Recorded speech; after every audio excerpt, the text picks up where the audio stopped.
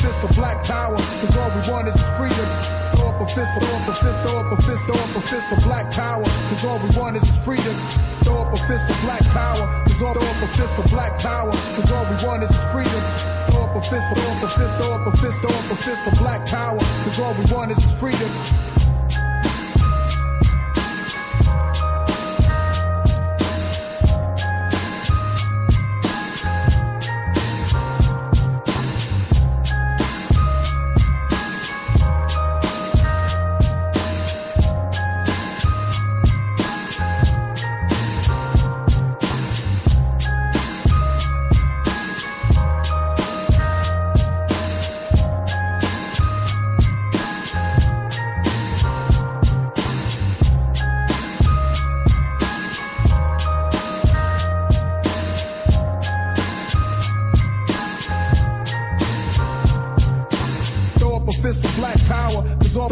For black power, cause all we want is freedom.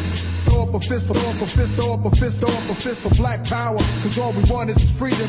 Throw up a fist for black power, cause all throw up a fist for black power, cause all we want is freedom. Throw up a fist, throw up a fist, throw up a fist, throw up a fist for black power, cause all we want is freedom. Throw up a fist for black power, cause all throw up a fist for black power, cause all we want is freedom. Y'all know what it is, y'all know what it is, y'all know what it is. Y'all know what it is.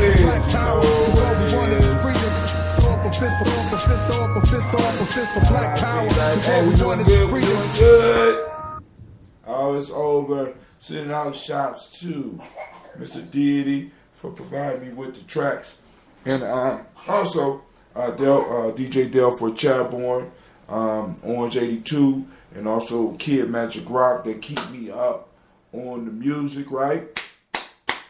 Man, oh man, oh man, it is a good thing today that I get to do a show. So I was speaking to one of my tribe members, and they said, hey, bro, we need to do this news thing every day, right?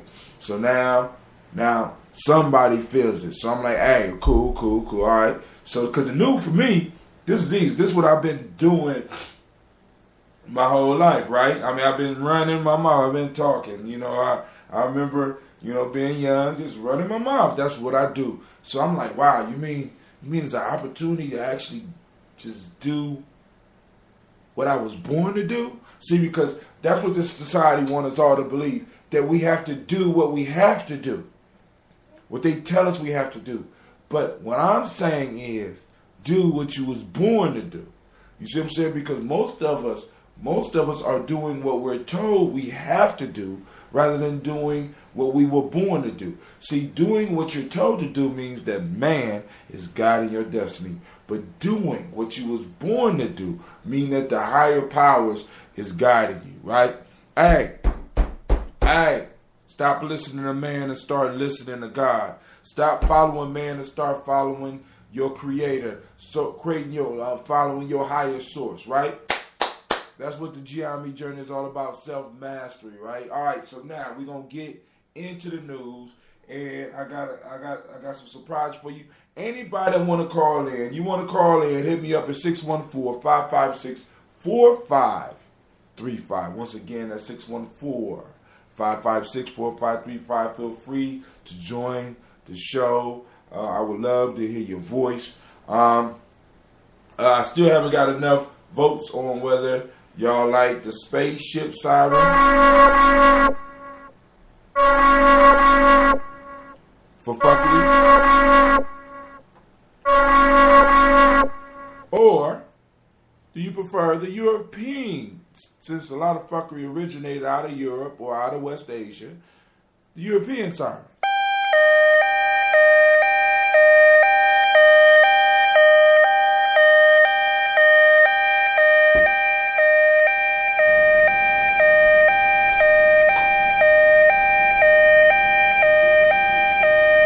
That's long as hell. See? That you know what I'm saying? That European side is long as hell and it's piercing, right? So I don't know. But that's all up on, depending on those of you that are listening. First off, I need to remind you that you are now listening to Gye-Nyame Journey Radio. Yes. I am your host, Brother Hatim, and this is a Heart of a Simba production.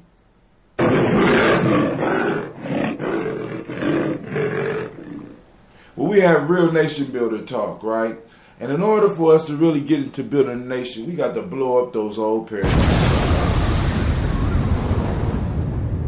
We got to blow up those paradigms and call that fuckery out. Fuckery alarm. Fuckery alarm. Fuckery afoot. We got to call it out. We got to call it out, right? Whether it's from outer space or whether it's from the Western Asians. Hey, this Donald Trump signal. Donald Trump. Fuckery. Republican Party. Democratic Party. CNN News. Fox News. Fuckery. So for fuckery, buffoonery, white magic. I know some of y'all wondering why I don't use the word coonery, right? Because I want my descriptions to fit more than one group, right? Coon was a term that was used in a sense against us, right? Against black folks, right? And I know y'all like, damn, Brother Hatim, you sensitive about that type of shit? Because I hear you use nigga every other word. Hey, niggas, I heard older niggas saying nigga, right? So, but I never heard them saying coon. You know what I'm saying? Coon just never sat right with me, right? So I don't use the word coon or coonery because because I understand far as battles, as far as wars, you need to have spies. You know what I'm saying? You need different people serve different things. As I told you, one time Steve Coakley came and spoke, and he told us, he said, hey, you just ride people as far as they could go. You can't expect anybody to go as far as you. You know what I'm saying? Some people may never want to come out of the suit and tie. Others of you may want to run in the jungle. You know what I'm saying? And do battle. You know what I'm saying? You don't be mad at somebody because they only go so far. You take them as far as they could go and keep it moving. Right? So, hey, that's what we on here on the Gye-Nyame journey. So feel free to call in at 614-556-4535, right? We had one of our youth group meetings today. I went pretty good, but of course, Brother Hatim had the time wrong. I'm going out at 3 o'clock and they meeting at 1. I'm just getting there thinking I'm early for once and they about to leave. You know what I'm saying? And I was going to put the siren on, but it wasn't their fault. That was my fault. So it's still fuckery. So I'm going to put the, you're not going to let me explain? I'm trying to tell you what happened. Well, come on, man. You know what I'm saying? All right, fuckery foot, ain't no need for discussion. Now, one of the things I want to do first off, right? Is before I even put on my sponsor, right? I got a song that I have fallen in love with, and I want to use it as an experiment so that I can see if this works. So, bear with me as I go through this experiment.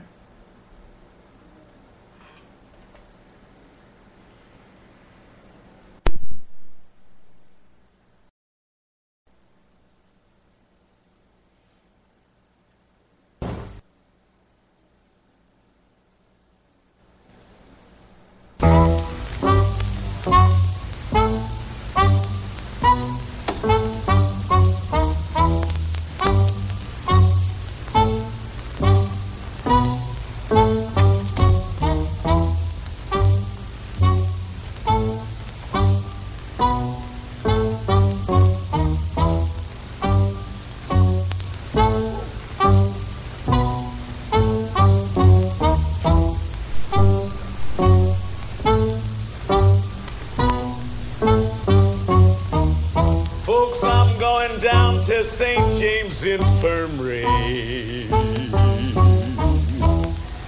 to see my baby there. She's stretched out on a long white table.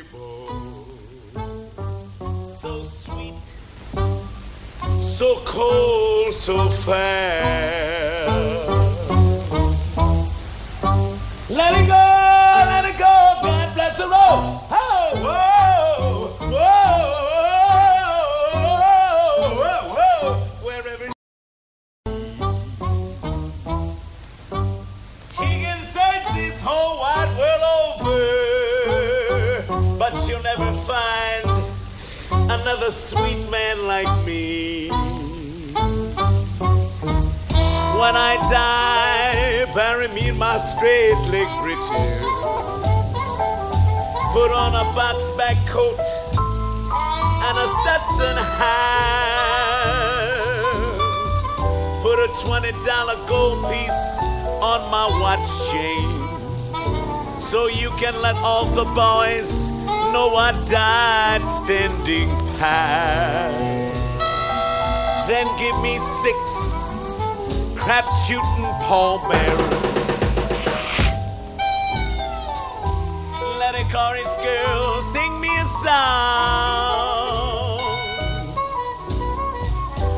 Put a red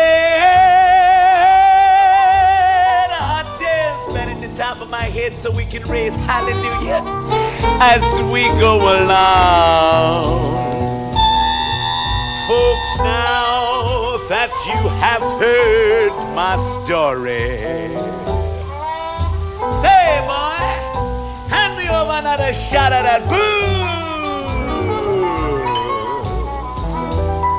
And if anyone should ask you, you just tell them I've got the St. James Infirmary.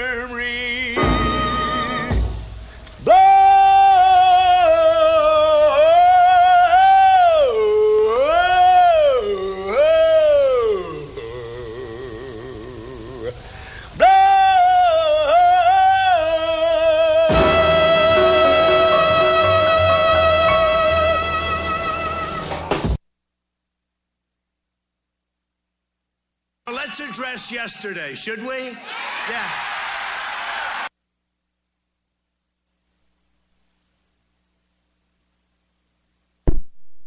That was St. James Infirmary Blues, as done by Cab Calloway. I just want to test to see. I hope that I didn't have you all for 2 to 3 minutes with no sound coming through, but I wanted to see if I was able to send that through. But you know, a lot of people just hear a song, and you know, when you see his performance, you know what I'm saying, I see a lesson. So I will be sharing a lesson on a future show in warrior training, so get ready for it, right? Because we talk about being symbol literate, so I want to try to get my kids to learn, well, actually not my kids, but anybody that's on Gye-Nyame to pick up on subtle signals. I want you to see some of the signals that's being portrayed in that song, man, because that's a powerful piece. And Cab is an excellent performer, a consummate showman, as we could say. So he kind of brings that song alive, because I've been looking for different views. I've been listening to different how can I put it, different views or different versions of the song, and Cab Calloway's is probably the best one that I ran across. All right, so now before we get deep into the news, right, we are about to go and let you hear from our sponsor.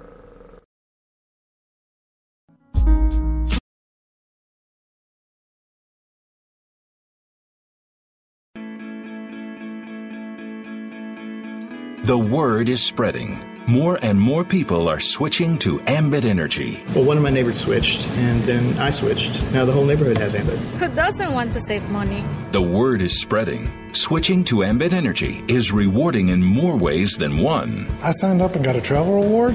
That's nice. Oh, I get to save on energy and on travel? There's a cruise for 2 out there just a few thousand kilowatts away. I can almost smell the sunscreen. The word is spreading. Ambit Energy even lets you earn free energy. When I get 15 friends to switch, I get free energy.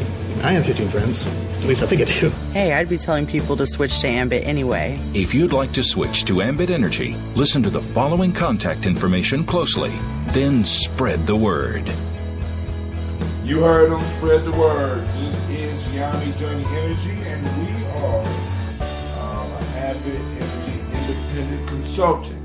And we would love to provide you with some savings and some high quality service. You know what I'm saying? Because we make sure we take care of our customers in Gye-Nyame.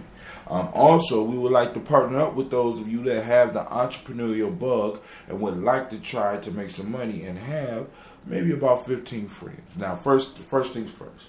Now, every time you pay your bill with Ambit, you know what I'm saying, you get travel points. Every time you pay your bill with Ambit, you know that if you signed up with Gye-Nyame, that in some form or fashion, Gye-Nyame is benefiting from you paying that bill. The only thing I'm asking is for you to give our service a try. Give us 3 months. You know what I'm saying? See how it works. You know what I'm saying? Because there's no contract, so if you don't like the service, you lose absolutely nothing. It's easy to call your local company and have them switch you right back, right? So now, what you can do, you go to GyeNyame526.com. Let me spell that out for you. GyeNyame Journey, JOURNEY.energy526.com. Or you could just go to our Facebook page at Gye-Nyame Journey, or my fault, at facebook.com/Gye-Nyame Journey. Right? Check us out. You know what I'm saying? Let's see what we could do for you. Not only can we offer electricity, we can offer gas. And for those individuals that have the entrepreneurial spark and is looking for a growing business, a business that, I mean, really, this is a no-lose proposition, right? Where you could get in and you can actually start making money immediately. In our fundraiser, when we first started this, we made money immediately. So the piece is we can help you do it, and we have people that can help you do it. People that brought us in that are willing to come and help. So if those of you that are not computer savvy and you want to talk to a person, hit me up, 614-594-9422. We can talk about it, right? Hell, call in on the show, 614-556-4535. Because some of y'all out there want to support the journey. We have a couple of ways for you to do that. But right now we're talking about the Ambit way, right? So this is Brother Hatim. And we're hoping that you will help us out with GyeNyame.energy526.com. All right. So now to the news. So let's put on that extended version of Canon. This is a cut laid out for me by my brother, DJ Kid Magic. Check it out.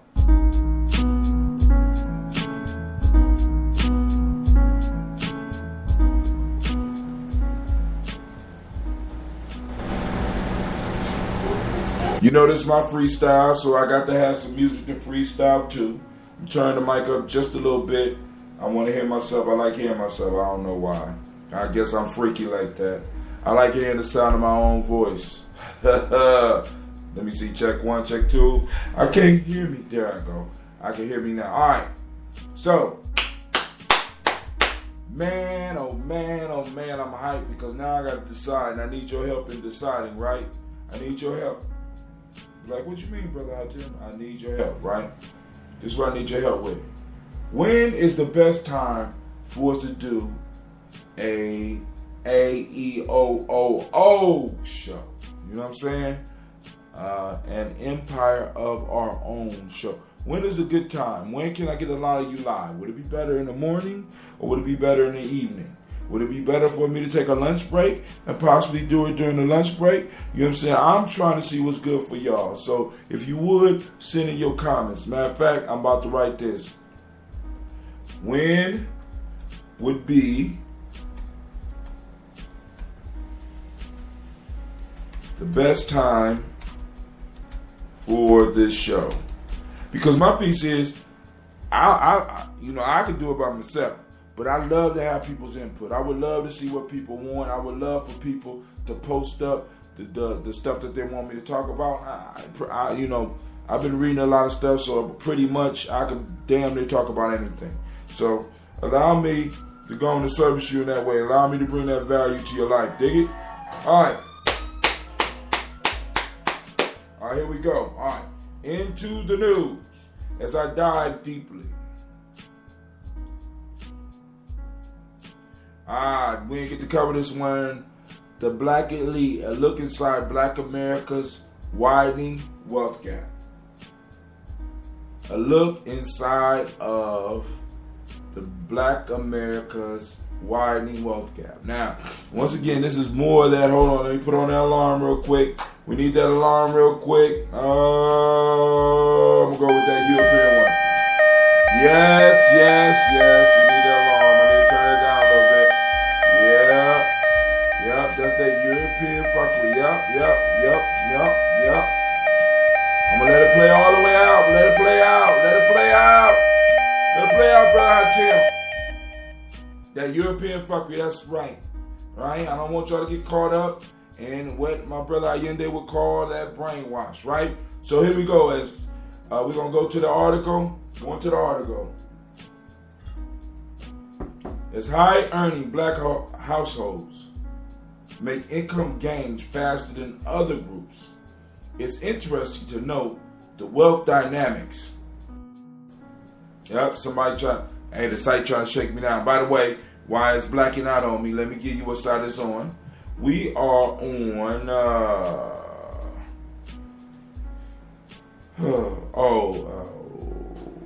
Black Enterprise. This is I know y'all can't hear that, but I can. Something just popped up on the site. The Black Elite, a look inside Black America's widening wealth gap by wealthiest blacks distinguish themselves from all others. All right, Stacey Tisdale. This was posted on March 8th. I'm kind of late with it. I mean, I tried to cover it the other night, but I was kind of tired. So here we go. As high-earning Black households make income gains faster than other groups, it's interesting to note the wealth dynamic taking place within the Black community and the widening wealth gap between Black elite and other African Americans. Here we go. She landed it out for us. The top 10% of African Americans account for 67% of wealth held by all African Americans. Now you heard that, right? Compare that to the top 10% of white Americans who account for 51% of that group's wealth. The study also found that the top 5% of African Americans, those with a median net worth of $739,000, are pulling away from blacks and other groups and are also. Now, I want you to understand this. She said the top 5% of African Americans. Top 5%. Now, to be in the top 5% of Europeans, I don't know about Asians and Hispanics, but $739, I don't think $739,000 will get you in the top 5% of white folks. But I could be wrong. All right, the top 5% of African Americans, those with a median net worth of $739,000, and this is net worth, this is not yearly earnings, are pulling away from blacks and others groups and are also 40 times greater than the median wealth for all African Americans, 6 times greater than the median for white households. Top earners in the Black community also distinguish themselves when it comes to education.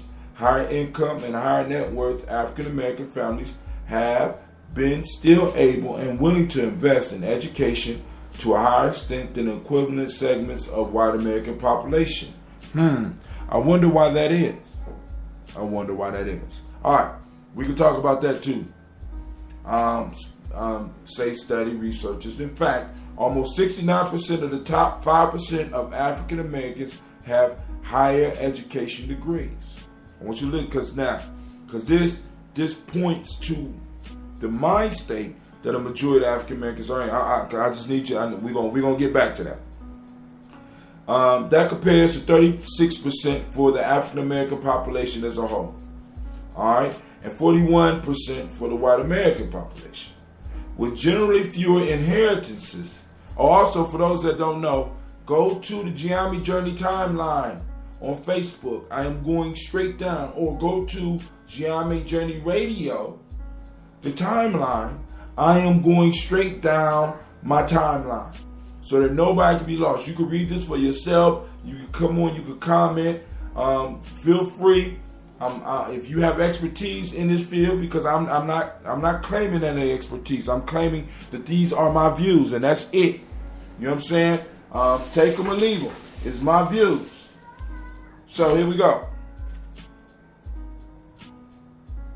With generally fewer inheritance and less extensive family wealth, the top 5% of African Americans have relied on better education as a way to achieve financial security. Researchers also find the household makeup of wealthy black families to be different from other groups.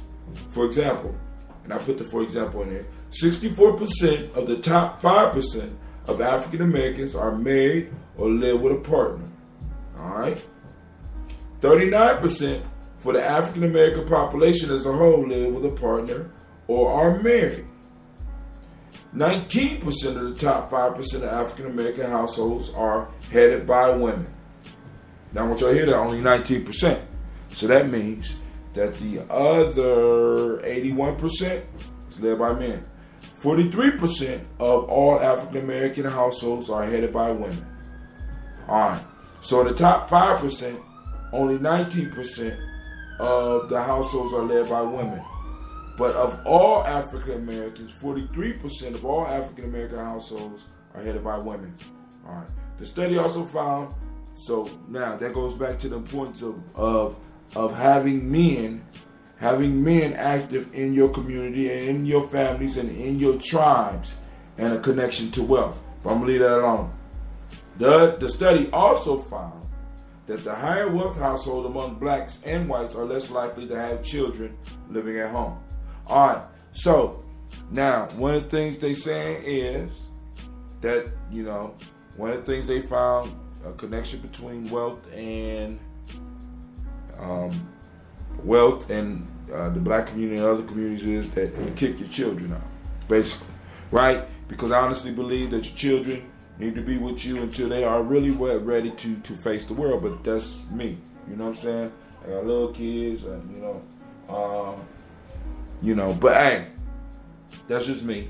All right, they got related stories in it, so let's look at some of this, right? All right, so now, almost 69% of the top 5% of African Americans have higher education degrees. Why is that? Because we are taught from a very young age that the only way that you could really make any money, supposedly, quote unquote, is if you have a higher education. But the underlying fact that I don't see in this is how many individuals that are in the top 5%, because it was only $739,000. I know y'all like, brother, Tim, only $739,000 in wealth. You know what I'm saying? How many of them, right? How many of them are blue collar workers? Because I'm just asking. Because in our community, the blue collar workers are in a lot of instances are the ones that are really making money and are really able to start stacking their chips at a very young age. I went to college right out of high school. My cousin went to work right out of high school. He was a skilled tradesman. He went straight into his trade. He was making 4 times what I was making when I graduated from college. And he had been doing that almost 3 years before I graduated. Actually, he was doing that maybe 6 years before I graduated. He was doing that damn near right out of high school. So I got a question. How many of these individuals in this 5% actually may be skilled tradesmen? But according to them, 69% of the top, are gonna have higher education degrees. Now, another question is, how many of them come from families that were originally blue collar workers and in a sense had the foresight to leave a nice insurance policy to make sure that their children were taken care of, and didn't just have insurance policy to make sure they was buried like a majority of black folks. Dude, we really don't understand that we need to monetize our entire existence. You know what I'm saying? We need to monetize our entire existence. We need to monetize. We need to find a way to monetize when we die, right? Somebody need to be getting some money from the insurance policies that we've been paying into.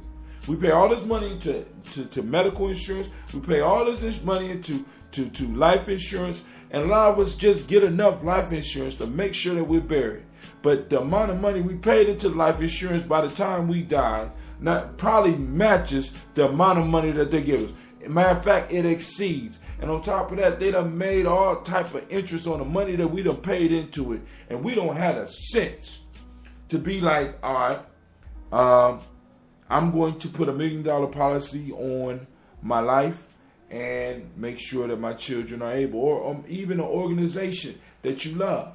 We need to start passing wealth and stop passing debt, right? At least leave enough money to pay off some of your bills and shit. Don't leave that to your kids.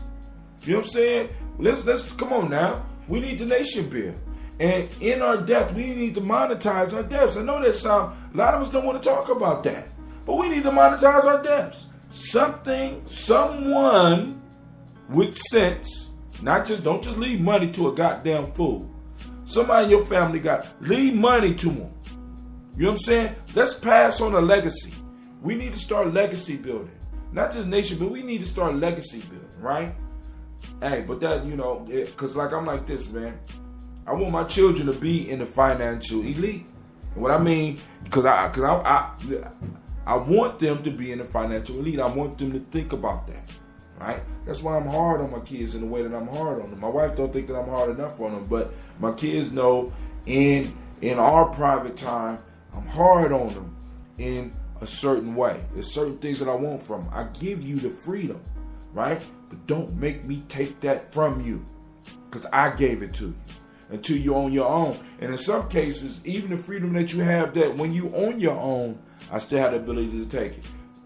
My kids don't know that, though. Even the grown one that's probably listening to my goddamn show. But hey, it's on and popping, yo. This is Gye-Nyame Journey Radio. You are now listening to an empire of our own, also known as AEOOOhhh. And this is a Heart of a Simba production, where we strive to blow up your old paradigm. If we ever gonna build a nation, we got to start blowing up paradigms, yo. We got to start blowing up those paradigms of poverty. We got to start blowing up those paradigms of shame. We got to start blowing up those paradigms of fuckery. We got to blow up those paradigms of stupidness. We got to blow up those paradigms of willing ignorance. We got to blow up those paradigms we have to take a whole new look at the world. We're stuck in ways that are not contributing to where we need to be, right? I got children, I got young children. I got to make sure that the world is ready for them, man. You know what I'm saying? I got to make sure that they're ready for the world. All right, on now, next. School deregulation bill passes in Oklahoma State. Now, I'm real interested in this because y'all know a lot of stuff I post up before I even read it. So I'm doing it live while you're sitting right here with me. All right.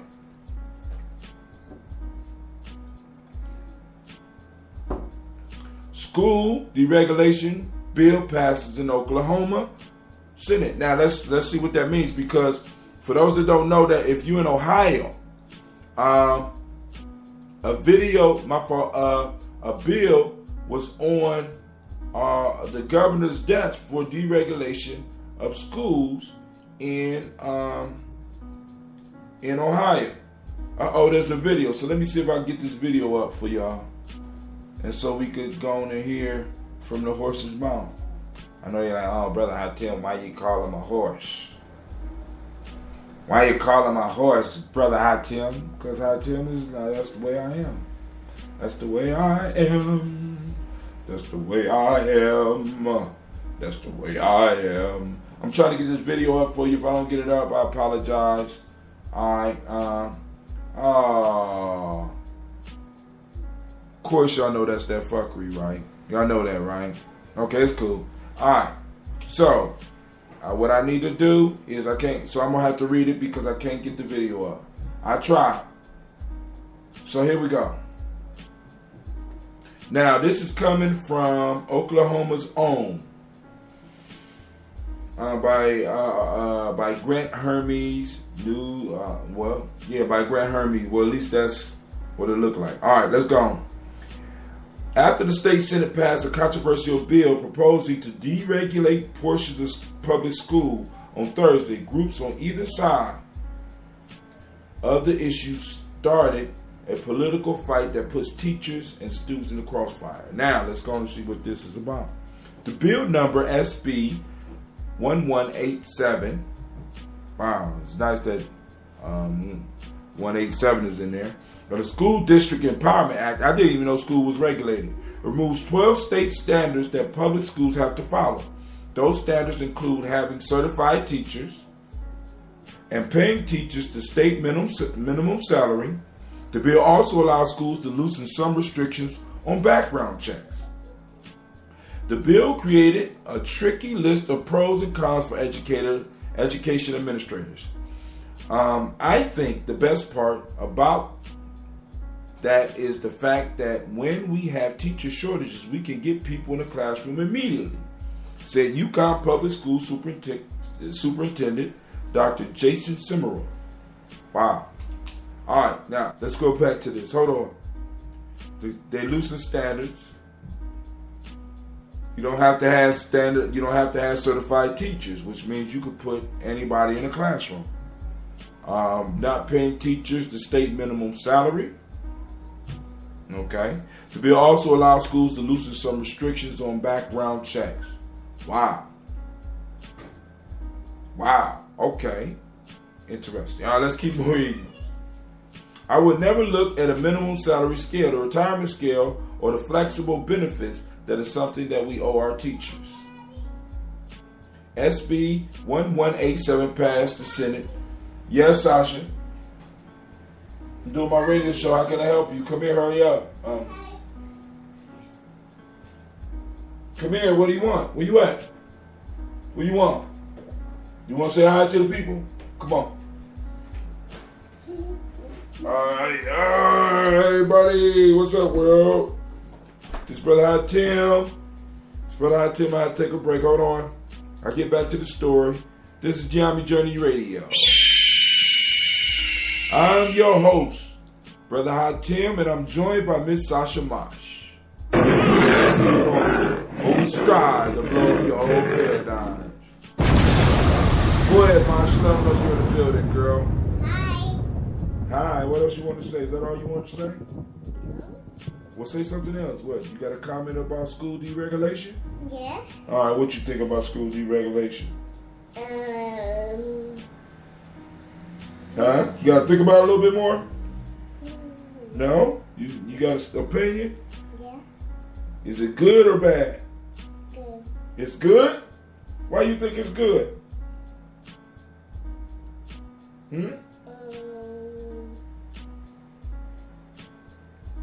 Okay. Gigi was good yesterday. Huh? Gigi was good yesterday. Oh, because Gigi was in school yesterday. Okay. All right, everybody. This is Sasha Mosh. Give it up for Sasha Mosh. All right, you ready? Yeah. Can I finish my show now? Yeah. All right. Tell everybody bye. Bye. Say I won't be making any more noise. I'm making no more noise. All right. So go in and watch the videos with your brother. Okay. All right. So y'all heard it from Sasha Mosh. She think it's kind of good, but she can't read yet. All right. SB 1187 passed the Senate with 25 to 20 vote and heads to a likely favorable House for approval before heading to the governor's desk. The Oklahoma Public School Resource Center on Education Lobbying Group helped write the changes. Members say there is nothing stopping districts from holding themselves to the same state standard. Officials would just have to implement them voluntarily. It's a goal to try to help and encourage schools to move towards a better model of learning instead of coming down from the state. All right, I could dig that. I mean, there's pros and cons to any way we look at education, right? Right? So they're trying to make education a local driven thing rather than the state and a federally federal thing. And the danger of that is that education, when it's coming down, it's like the education is not really relevant to the students. So we got to find a way to balance where we're able to give the national piece, the state piece, what it needs, but we're able to channel some of the local concerns and bring in some of the local relevancy so that we can increase the rigor in the classroom. Because one of the major issues with classroom is that there is very little rigor. Why? Because there isn't a lot of relevance to the children's lives. So when you go to some of these poor schools, one of the reasons that these children aren't learning is because teachers can't bring in relevant topics that relate, that the children can relate to, right? They got to stick to getting them prepared for the test. And on top of that, since the teachers aren't really being paid enough, I have a problem with this whole pay shit on here, because this means that some districts in Oklahoma and in other states are going to be able to take advantage and be able to put anybody in the classroom, right? Some of the standards are going to drop. You know what I'm saying? I don't want just anybody in front of our kids, right? We need to be paying the best to be in front of our kids. We pay the best to play football. We pay the best to coach football teams. We pay the best to do these sporting events. And I honestly believe that the most important people are our teachers. Why? Because our teachers are preparing our future. And if we don't take care of them, really, I put a post up on my timeline, and I don't get a lot of responses to the shit that I write, but the question that I ask is very simple. What happens to a civilization? What happens to a civilization that disrespects its teachers? Y'all hear? Listen to her. She just want to be on the radio so bad. Can I do my show? I mean, if you want a show, I will create a show just for you. But let me do my show. Go on in there before I make you go to bed. Okay. Bye. Bye. Now, back to my point. All right. So the Oklahoma Public School Resource Center and Education Lobbying Group helped write the changes. Members said there's nothing stopping the district from holding themselves to the same state standards. Officials would just have to implement them voluntarily. It's the goal to try to help and encourage schools to move toward a better model of learning instead of coming down from the state. The Oklahoma Education Association disagrees. And here's the disagreement. It cannot be our state's vision of public schools for students to be taught by an untrained, uncertified, low-paid teacher. Instead of properly funding our schools, SB 1187 allows for shortcuts that weakens our education system. OEA President Alicia Priest said in a statement. She has a point. The state has a point, or whoever, everybody has a point, right? But one of the things we do need to agree on is that our teachers need to be, in a sense, but I want to be flexible on what we mean by qualified, right? Because some people are just not good teachers. I don't give a fuck how long you keep them in school. They're just not designed to work with our kids. And because they couldn't become what they wanted to become, they chose to go into the field of teaching. You know why? Because we're hungry for teachers and they could get a guaranteed job. We don't need individuals in teaching because they need a job. We need individuals in teaching because they're passionate. I don't want the disheartened engineer. I don't want the disheartened ex-football player. I don't want the disheartened wannabe race car driver. I want somebody who wants to be a teacher in a classroom. Right? That's what we need. Right? So we need to pay these people not just a livable salary, but above a livable salary. I mean, because really, listen. I honestly believe that our teachers need to make more than some of our if not all of our, that they need to make more than our politicians. We need to find a way to either pay them or at least supplement their pay. Let's even do this. Let's say that if you are a teacher and you're teaching in a school, whether it's a private or a public school. There you go. She got a tangerine. She want a tangerine. All right. Let's say private or public. Why not pay them $40,000, $45,000, and then take away their tax burden, at least for the state? Hell, better yet, federal tax burden. They still got to pay tax to the state. Why not give them a federal tax break? A serious tax break, not no 5. Why not just, if you're a teacher and you have proof coming from the school that you are a teacher, why not just make their existence tax-free? Since we can't pay them, why not allow them to be tax-free? Increase the taxes on other people. Increase the taxes on professional football players. Hell, increase the taxes on some of these goddamn politicians. Let the teachers be tax-free. They make $40,000, plus they don't pay no tax, so they get to keep their whole $40,000. So they really make money, right? They don't need to pay taxes on cars. They don't need to pay taxes on trips. They don't need to pay taxes. If we can't pay them what they're worth, we need to take away the tax burden from them. Now, then let's open the gates and see who want to become a teacher.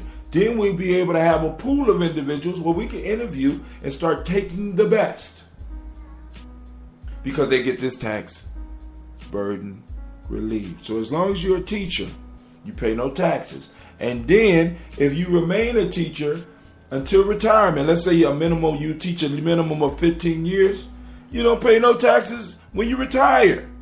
Oh, that's dope. See, I should be see, that's why I call it an empire of your own, because I'm fucking brilliant. That's brilliant. And I know some of y'all laugh, but there's a lot of teachers and increase everybody else's taxes 1%. I don't give a shit. Teachers are nation builders. Actually, teachers are nation maintainers. If we don't take care of them and we start letting any bum in the classroom, right? Because listen, I don't even care if a person have a degree. If they love our children and they could teach and they could demonstrate that they can teach and they could come up and they could provide evidence through the children that they can teach, they could be in a classroom. Since we can't pay them what they deserve, then the federal, state, and local, that's city, teachers should pay no taxes. They go to the store, they buy a nice dress to go to a dinner party, guess what? It's tax-free. Because they can pull out their tax-free card, and automatically all they gotta do is type in a number in that store, and that's that teacher, they don't have to pay taxes. As a matter of fact, and the store can get a benefit for giving the teachers a financial break. Teachers don't need to pay taxes, period. Nowhere in the country. That should be the next movement. If we want to change the direction America going in, we need to make teachers something that people want to be, something that people are fighting to be. Why? Because we are developing the next generation of scientists, politicians, entertainers, athletes, what other professions are there? Warriors. You know what I'm saying? Life changers. You know what I'm saying? You want to change education, let's start with the person that leads the classroom. Make their position an honored position. Everybody in the United States pay taxes. But let that teacher have that role as that individual that does not. Powerful. Powerful. All right. So they're going to deregulate schools. It's coming to Ohio. It's coming to Ohio, y'all. Y'all need to be prepared. And we need to get rid of all politicians that are talking about changing the system by lowering what they pay teachers. Now, listen. All the other shit I don't care about. But the teacher's salary should be sacred. I'm just saying. And it should increase with the cost of living. A teacher's salary should be sacred. Because teachers, listen. Some of your children are assholes. I'm letting you know. Y'all need to know this. Some of your children are assholes. Yes. Some of your children are demons. Yes, they are. Yes, they get out of your sight and even in your sight. They are horrible. And these teachers, oh my God. You know what I'm saying? I get mad at some of them myself, but the whole piece is when ultimately I couldn't do what they do. And most of y'all couldn't. Y'all talk like y'all could, but y'all can't do what these teachers do. Most of y'all don't have the patience to do it. Most of y'all don't have the spiritual power to not strangle somebody that need to be strangled. Most of y'all don't have the mental fortitude not to cuss somebody out when they need cussing out. And that's what our teachers do. You know what I'm saying? Hell, you know what I'm saying? These are the uncelebrated heroes of civilization, especially nowadays. Uncelebrated, unpaid. I mean, the insurance sucks. You know what I'm saying? Why should a teacher have to pay a copay? I'm just saying. We know that the kids are stressing them the fuck out. Why do they got to pay a copay? The taxpayers' children have stressed them out, so the taxpayers should pay the copay. Is their teacher matters? No. It's the fact that teachers are not respected. If teachers were respected by the parents, and if teachers were respected by the government, and if teachers were respected by the administration and the officials, the teachers wouldn't be having problems in the classroom. Because soon as a teacher called a parent will be up at that school checking that child.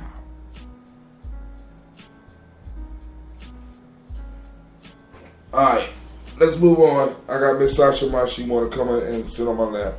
You know you got your shoes on the wrong feet. Her grandmother bought her some boots, and now she has them on the wrong feet. Don't worry about it now. It's cool. Alright, so let's move on. I done spent enough time on that one. Teachers should be tax-free. Everything they do, tax-free. Need to update my timeline. All right. Let's move on.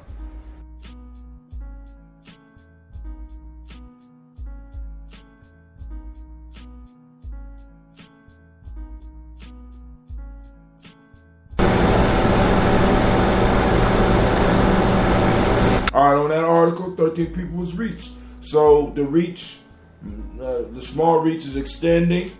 Make sure you share the page with other people. Share the page. Those of you that's listening, share the page. That's what you can do to help. Not only support us on Patreon. Let me pull the Patreon page up so I can give you all that information. Not only share that, but share the Patreon page too. I keep it updated. You know what I'm saying? You know, because like I said, man, if you really value the stuff that we're doing, right, and you want to support Gye-Nyame Journey, or some of y'all out there that want to just support Brother Hatim, right? This is how you do it. All right? So what I'm going to do is I'm about to share the Patreon page with y'all. I'm going to share the Patreon page. I'm putting it up on the timeline. I'm going to also share it on cool, there we go. Boom, support the journey.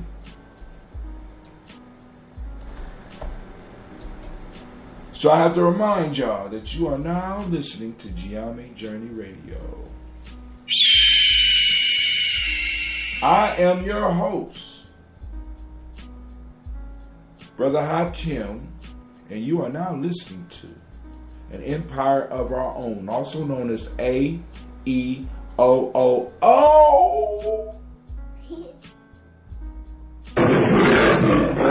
This is a Heart of a Simple production. And last but not least, we strive to blow up your old paradigm.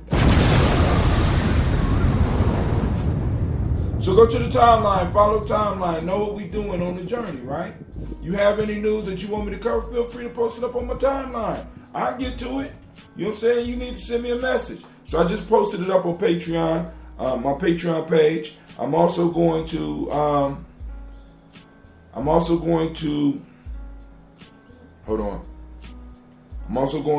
share, let's see if it popped up. need to refresh. So school.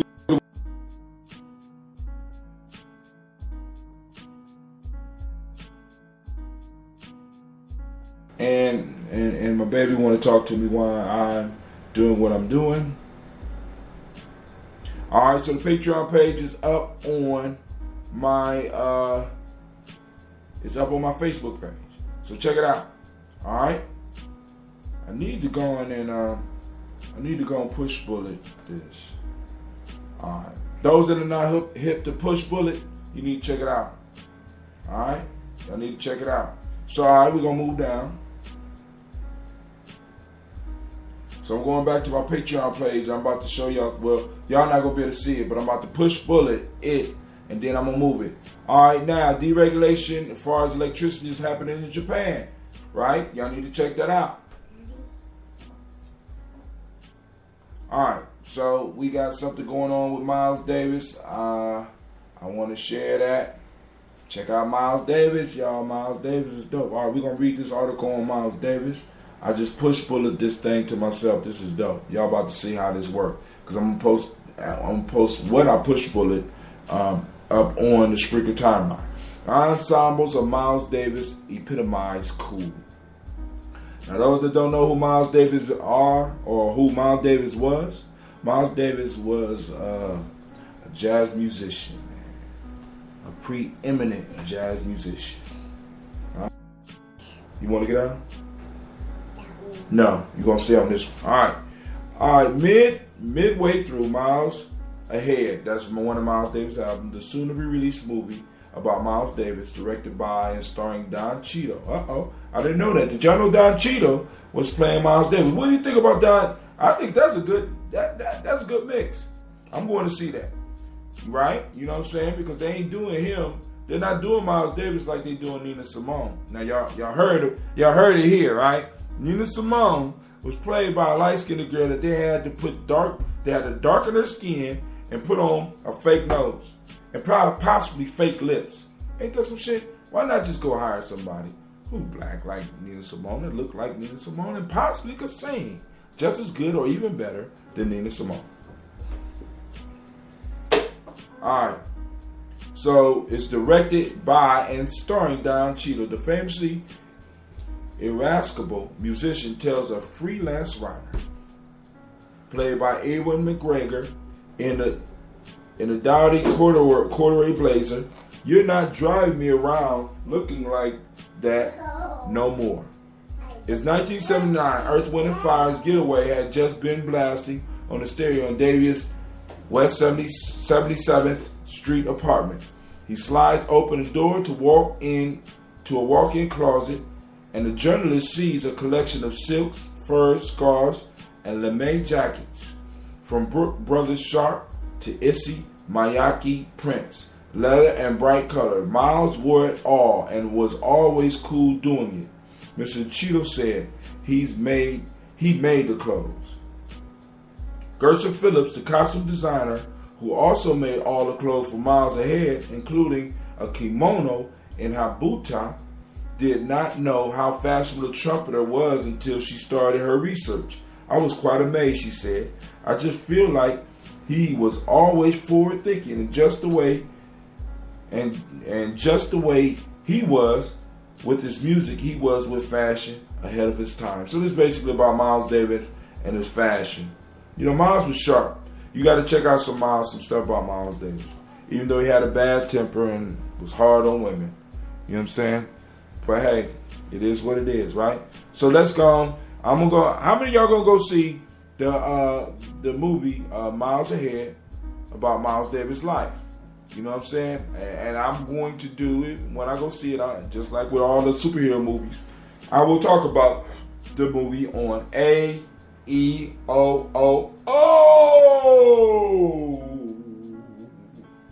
All right, let's move on. Need to close some of these windows.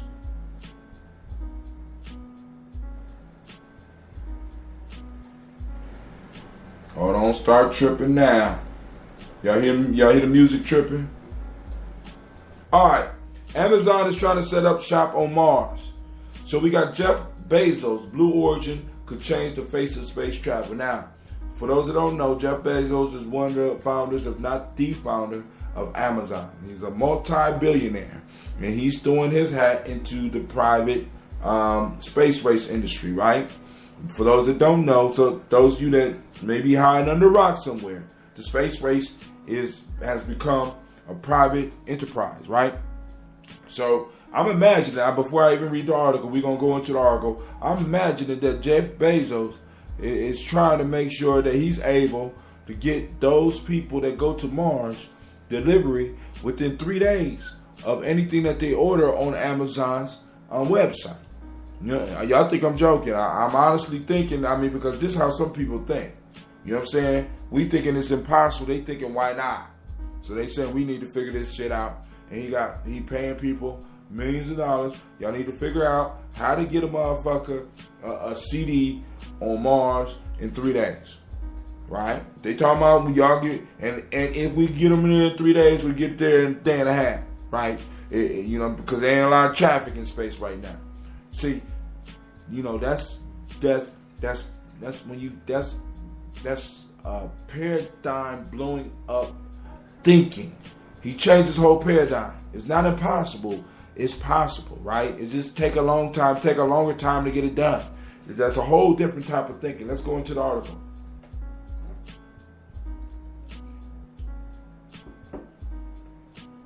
Jeff Bezos' Blue Origin could change the face of space travel. This is from Florida Today, part of the USA Today network. Amazon founder Jeff Bezos is unquestionably passionate about space. I bet he is. Because think about it. You on a space satellite and you traveling around Earth, or you traveling around the moon, or you somewhere else, and you order something on Amazon, you want to get your delivery. You don't want no excuse that they don't. You don't want to hear somebody telling you, oh, we don't deliver on Mars. We don't deliver in orbit around Venus or Jupiter. We don't do that. You don't want to hear that. When you want the shit that you order from Amazon, when you want that book from Amazon, you don't want to hear that they don't deliver within the orbit of Jupiter. You're not trying to hear that, right? Especially if you're a Prime. If you on Amazon Prime, you want your shit right now, right? I'm Prime. So if I'm in the jungles of South America and I order something from Amazon, I want that shit in 3 days, or they gonna give me some money. Cause they give me money and you know what I'm saying? I want my money. Because because look, they serious about that. If they don't get it to you in 3 days, they get you that money. So if I'm on Mars, and I've been paying on time my Amazon Prime every year, they pull it up out my checking account. I want my shit in 3 days. Thank you, Jeff Bezos, for being forward thinking. Thank you for having the faith in me to know that you're going to have to deliver some shit to me or somebody that I send it to within 3 days on a foreign planet. I like that shit, right? So now, we're talking about, with this new space travel they got, they're saying it's going to take us about 17 years to get to Alpha Centauri. So Jeff Bezos, this is the next problem you got to solve. Some of my great-grandchildren are going to go to Alpha Centauri for vacation. And I want whatever I send to them to get to them in less than 3 days. So you got about 40 years to work that shit out. But if the delivery is not there on time, you owe me money. We got to be serious about this shit. Now, this is the other point. I'm joking, but this is the other point. We got to get our kids thinking like that. Not that it's impossible, but how to make it possible. You know what I'm saying? I go to a school every day with over 500 children. 500 creative minds. Well, let's say 290 creative minds. All right. What if we was to start getting these kids to start looking at some of these problems and start having, they call it a project-oriented learning. type stuff. You know what I'm saying? Where they're solving problems and they're talking about. I mean, we got to really relook at the education system and start really making it relative and making it so kids can really see the products of their work. Not just that adults can celebrate, right? Because I'm looking at one of my sons at some of his scores, and I'm just looking at the paper, you know, and he's proud of it, you know what I'm saying? And I could be kind of proud of it, but my piece is, so what? So what? He got a score on paper. What we going to do with this? What we going to do with it? Right? You know, but I know a lot of y'all don't feel me on that. That's cool. You know what I'm saying? Y'all stake y'all. And, oh, yeah, and also parents, stop staking your self-esteem on your child's grades, please. Y'all putting your children through hell because they ain't got all A's. Talking about, my baby in the 2nd grade ain't never got anything lower than an A. What's going wrong with the school? Well, the problem is that your child is only in the 2nd grade. Your child ain't experienced anything outside of the 2nd grade. So your child was challenged and possibly didn't make it up to the challenge. So now you stressing us out and you're stressing your child out because your child ain't get a fucking A. Stop attaching your self-esteem to your child's test scores. Stop it. To your child's grades. Stop it. Big grown ass living through a 7-year-old. You know what I'm saying? Same thing with sports. Stop it. Shame on you. All right, back to Jeff Bezos. The Amazon co-founder, Jeff Bezos, is unquestionably passionate about space. But the 52-year-old billionaire, multi-billionaire, one of the world's wealthiest individuals, is also an extremely pragmatic business leader who doesn't casually throw gobs of cash at curiosities of self-indulgence. Oh, no, not Jeff Bezos. No, he wouldn't do that shit. You know what I'm saying? Why would I waste my money, right? All right. Now, Florida today, I know y'all not answer a question, so I'm ready to continue reading. Wow. You believe this shit? I got to answer these questions to finish this article. Have you ever felt, y'all going to answer them with me. All right, first off, this is some intergalactic fuckery.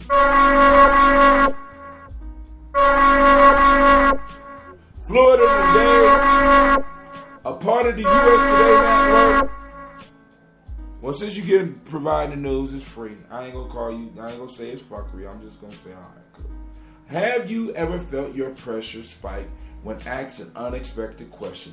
Hell yes.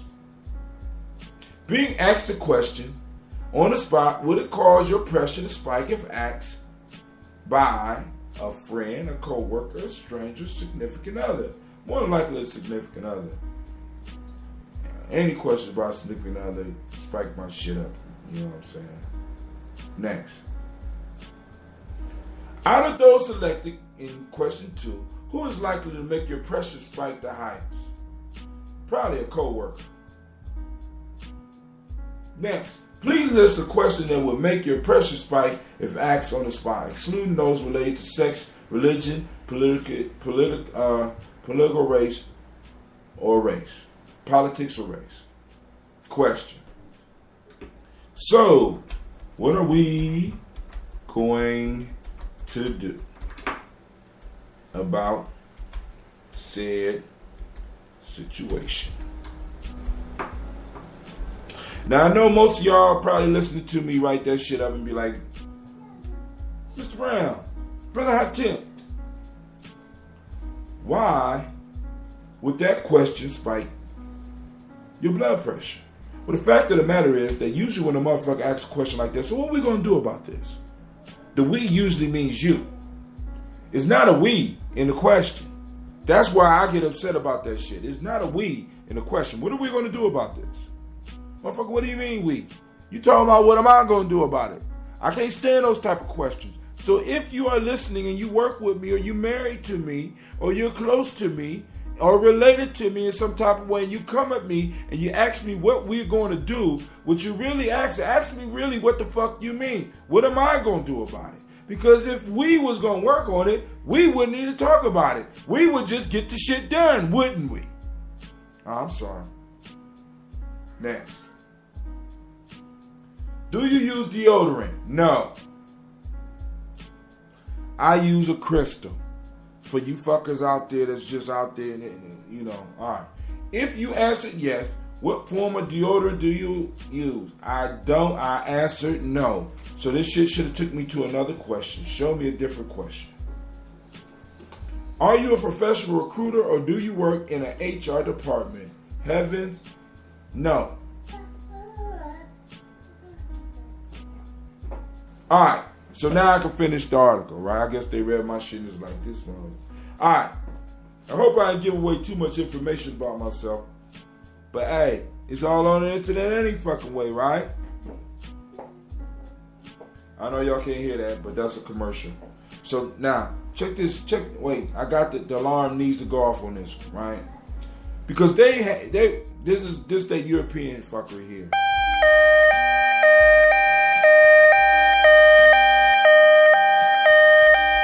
All right. They had the right to ask me the questions. They had the right. They had the right to do that. But they ain't had the right to do this shit. Hold on. It's almost over. It's done. Now, so I had to go and fill out a survey. I filled out their fucking survey, right? Then they turn around and put a commercial on my timeline. Either put on a commercial and let me read the fucking article, or ask me the questions and let me read the fucking... Don't do both of them. That's fuckery. That's being greedy. But it's a good idea. I think I'm going to do that shit on my webpage. Alright, so now we got to start all over because y'all probably forgot the shit because I forgot the shit already too, right? Amazon.com co-founder Jeff Bezos is unquestionably passionate about space. But the 15-year-old multi-billionaire, one of the world's wealthiest individuals, is also an extremely pragmatic business leader who doesn't casually throw gobs of cash at curiosities or self-indulgences. He started his space company, Blue Origin, in 2000 to advance his childhood passion, but Bezos also intends Blue Origin to be a business success, one that could change the face of space travel and possibly the workforce on the Space Coast in the decades ahead. Florida Today was one of a handful of media outlets last week granted a rare peek inside the headquarters of Blue Origin, outside Seattle, as it prepares to break ground on a rocket manufacturing facility on Merritt Island. Florida also is in the running to win production of the company's powerful BE-4 rocket engine, which it will also make available to other companies. United Launch Alliance plans to use the engine in the next generation rockets. Here are some takeaways from Bezos from the visit.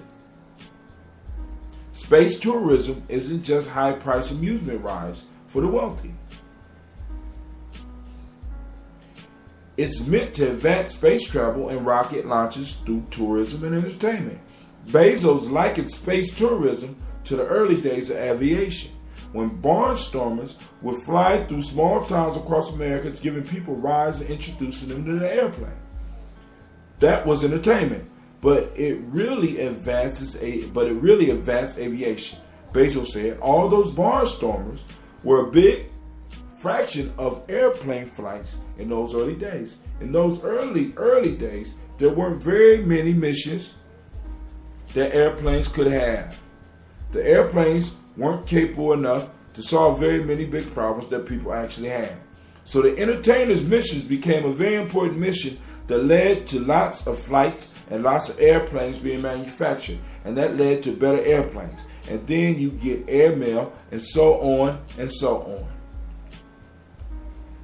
The location selected for production of BE-4 engine will come after an in-depth search. First off, Bezos said, "I'm very happy with the choice we made regarding this selection of Cape Canaveral as the launch site for its orbital vehicle and testing the support of the BE-4 engine. The company will also manufacture rockets at a plant on NASA's property at Exploration Park at the southern edge of Kennedy Space Center on Merritt Island. Blue Origin is investing more than $200 million in Brevard County, and it could lead to more than 300 high-tech space jobs." I don't think y'all even... I know some of y'all fell asleep on this shit. That's cool. I mean, see, some of you are so into the past that you don't even see what the fuck is happening. Do you hear this shit? All right, I'm done. All right, let's go. Decision followed a very thorough search, and the site selection for the BE4 production will be just as thoroughly scrutinized. The BE4 is a booster stage engine being developed without any government assistance. So we got a dude who basically developed a more advanced rocket engine than NASA. As a matter of fact, he's using a place in NASA, in their park. He's buying a facility there to build his rockets. This dude came up with an idea to just sell shit over the internet. Do y'all realize that? Do you realize that? His whole business plan those years ago was to just sell shit over the internet. Now, he parlayed that into a point to where he can look at space exploration and say, 200 billion,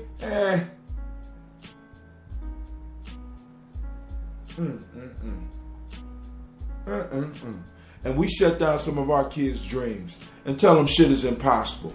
When we got a motherfucker who basically was who wanted to be a glorified postman on the internet, a multi-billionaire. Stop killing your kids' dreams and telling them what's impossible and start finding ways to encourage them to help us build this empire, God damn it. Bezos isn't chomping at the bit for Blue Origin to compete for national security payloads. Bezos called those national security launches the specialty of United Launch Alliance and a limited market value for companies like Blue Origin. For now, he said, Blue Origin is content in supporting ULA's launch efforts, like building BE-4 engines for its Vulcan rockets. I'm not convinced we'll go into the national security payload business ourselves, Bezos said. It's a relatively small number of flights. It's very hard to do well, and ULA is already great at it. I'm not sure where we would add any value. Listen, for those listen, he is saying, listen, the major customer for shooting shit up into space is national security. So they could send up satellites to spy on your ass. He said, I'm not doing those payloads. He's preparing so that he's waiting for the market to open up. He got enough money to wait for the market to open up for when your children or your grandchildren decide that they want to go in space. He's into space tourism. Y'all don't even feel it. Sasha got it. Y'all heard her? She got it. He isn't worried by any Aerojet rocket-dyne engine being the backup plan for ULA Vulcan rocket if there are problems with Blue Origin's engines. See, this is what happens when you got dough. You ain't got to worry about the small shit. Actually, you can focus on the small shit. Not really. You ain't got to worry about the big shit. I got enough money to wait them out. I got enough money to improve. I could bring out the BE5 and 6. I got enough money for that. Right? Two things. One, the Vulcan is being designed around Blue Origin's BE4 engine.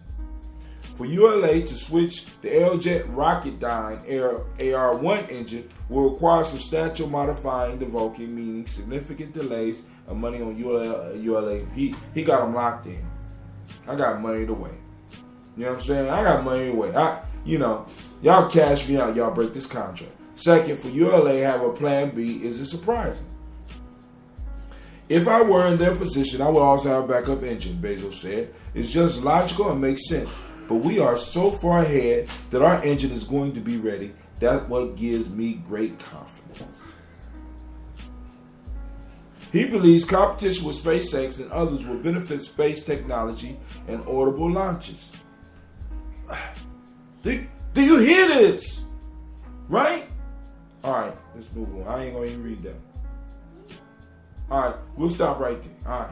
So now, y'all heard this, right? Let's get our kids on some more. Some whole other space exploration shit, right? Let's get them on. Let's get them on designing. Let's just We got to make this relevant for them. This is where we headed. This is where the world headed. And we got to make sure our children are ahead of the mark. All right, let's move on. We already at the 80-minute mark. If you ready to drop off, drop off. I'm sorry. Those that want to join the conversation, because I'm going strong. It's 614-556-4535. Call in. You'll be on hold for a couple of minutes, and I will get to you. And we can have that discussion. 614-556-4535. Next. I don't know if I'm going to be able to do this show in the morning. Lord have mercy. This is too much fun. ADHD study shows birth month plays big role in ADHD diagnosis rates. Let's go and look. I got to read this. Before I go, let's do it. It's the intergalactic.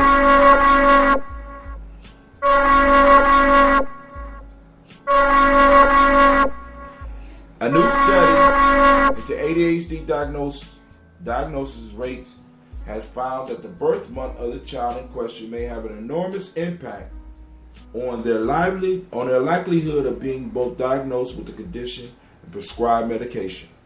Researchers from Taiwan found that when children were born in August, the chances of being diagnosed with attention deficit hyperactive disorder and put on medication were higher as compared to kids that were born in September. But the results of the study published in the Journal of Pediatrics just before the weekend suggest that finding did not hold true for teenagers. Now, we might need to look at, because if they were born in August, what does that mean about school? Do they get to start school earlier? Because school usually start August, September. So if a child is born in, like for example, my daughter is born in August, and she started school just as she turned 5. Could that play a factor? Right? I mean, because this kind of fits in with, oh my God, what is that dude's name? He wrote Outliers. I can't remember his name. He wrote Outliers, and he talked about the birthdays of hockey players and how following and looking at the birthday can show you whether that person is going to be a good player or not. Because it turns out that a cutoff date was at a certain time, and children that was born right before the cutoff date started playing younger. And since they started playing younger, they charted more time. And since they charted more time, they became better players. Right? Could it be that children that are starting school earlier, because a lot of us rushing our children into school because we need free babysitting, see? And we got to stop that shit. Right? We got to stop that shit. You know what I'm saying? I mean, I sometimes it's just easier not to fight. So I just gave up the ghost on that one. I already knew motherfuckers were going to be screaming and how Gigi needed to be in school. But I honestly felt that Gigi needed to sit this school year out. But that's neither here or there. All right. Researchers from Taiwan found that when children were born in August, the chance of being diagnosed with attention deficit hyperactive disorder and put on medication were higher as compared to kids that were born in September. But the results of the study published on the Journal of Pediatrics just before the weekend suggest that the findings did not hold true for teenagers. The researchers were interested in the way in which the age of children studied may influence their likelihood of receiving an ADHD diagnosis. Children that were born in August tend to be the youngest in their grades. I'm fucking brilliant. All them books I've been reading. Listen, this is proof. Look, y'all think y'all wasting your time by look. I swear I didn't read it. I just pulled this up. Y'all just heard it. I'm sorry. The researchers were interested in the way in which the age of the children studied may influence their likelihood of receiving an ADHD diagnosis.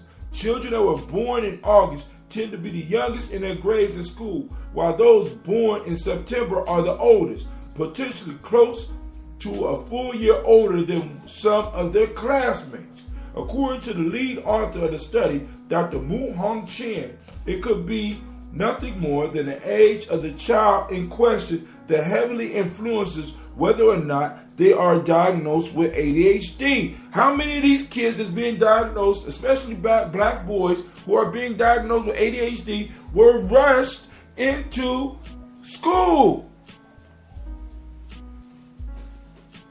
They were rushed into kindergarten. They was rushed into preschool. They didn't get enough lap time. They didn't get enough time with the adults. And you put them in school. So the maturity level is not there. Oh, man, I'm done. Well, let's move on. I ain't going to keep yelling at y'all because probably most of y'all out there are either teachers or you already knew this, right? Let's move on. That's on my timeline.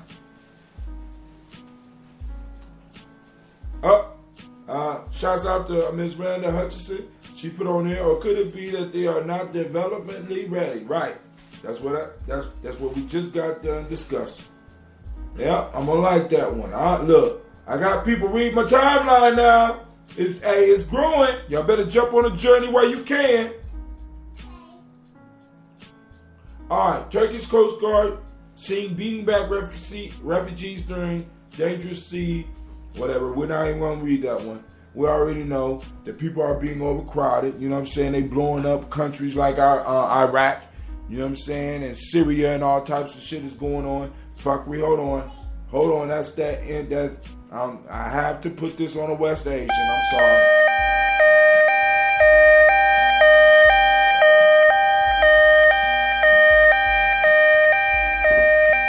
Yep.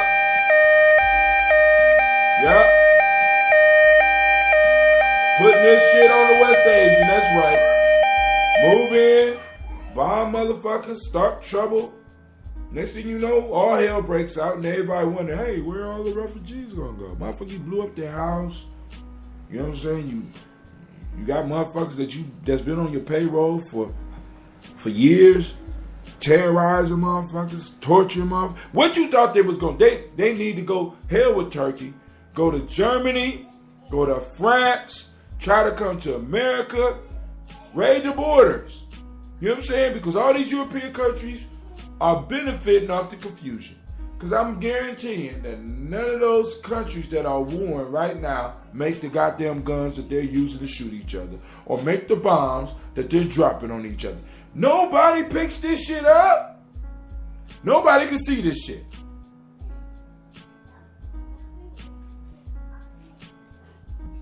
What is the name of the weapon that's made in Syria?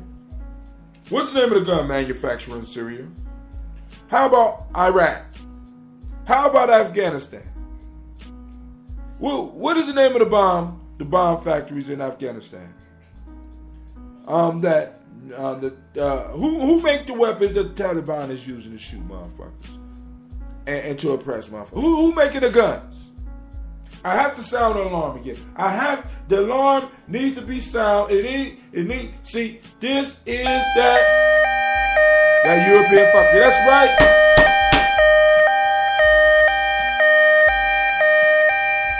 West Asians, stop.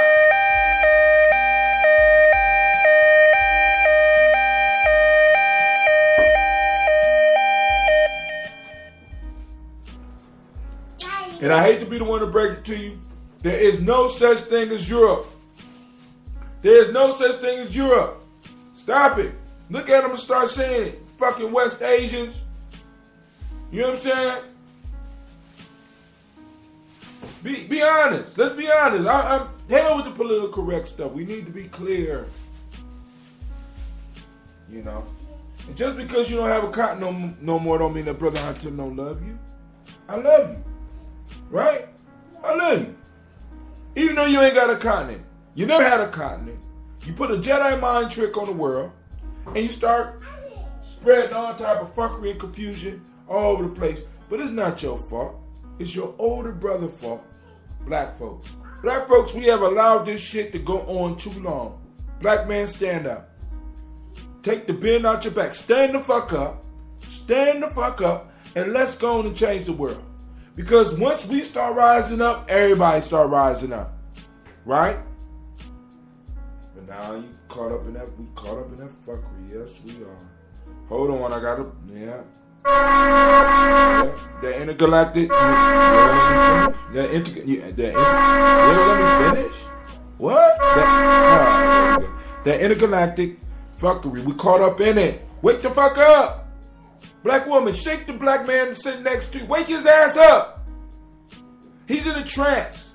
He's suffering from fuckery, buffoonery, and white magic. It's a spell on him. Right? He needs it. You hear my daughter hearing me, right? Listen. Y'all probably can't. Let me turn the mic on.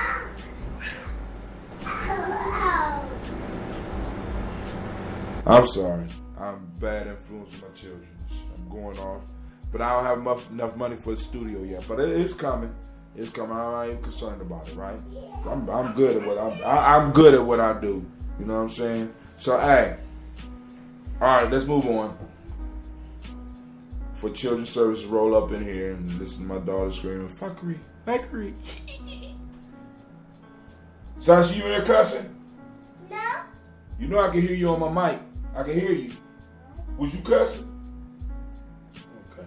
Go sit down. All right, report finds science can estimate climate change. Climate changes.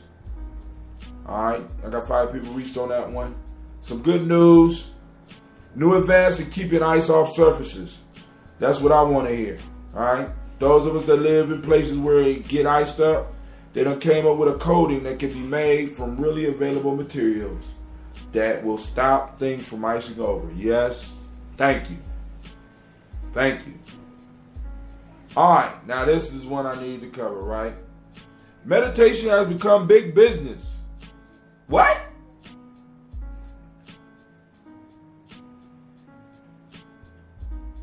This is in Fortune magazine. Check this out. I was kind of ahead of the curve on this one. March 12, 2016. That's the day. Y'all ready? Fortune 500 is zenning out on mindfulness. I know y'all can't hear it. All right. Fortune 500 is zenning out on mindfulness apps, classes, and even wearable tech. From Bridgewater's Ray Dalio and Salesforce's Mark Benoff of Goldman Sachs, traders and Google programmers, big business love meditation. And these days, a growing crop of meditation gurus love business right back. In 2015, the meditation and mindfulness industry raked in nearly $1 billion. Hey, y'all need to check out my meditation CD, or it was a CD, but MP3, called Meditation by the Numbers. I'm going to find it and I'll make it available for y'all, right? According to research by IBIS World, which breaks out the category from the alternative health care sector, but even that doesn't count the revenue from nearly 1,000 mindfulness apps now available. According to Sensor Tower, top app Headspace recently raised $30 million and has been downloaded 6 million times. Let's go look at Headspace. Let's look at Headspace. Headspace. Treat your head right. Get some Headspace. Headspace is a meditation made simple. Learn online when you want, wherever you are, in just 10 minutes a day. Sign up for free. How does it work? All right, I'm going to go to it and we're going to play this on. Like I said, this is an idea, right? I mean, y'all, because Gye-Nyame, because like I already got meditation by the numbers, I got about 5,000 hits on that damn thing, maybe 4,000 some odd hits on that. So shit, maybe this might need to be the next app I make it. So one of my little brothers out there that might be listening, get your ass up and get ready to start doing some programming, because we need to have a meditation app. We need to have this is $1 billion. That's that fuckery. We're sorry. You need Flash Adobe. All right. Well, soon enough, I will have Flash Adobe, and we will be able to watch this shit. But I wonder. Hold on. Now watch this shit.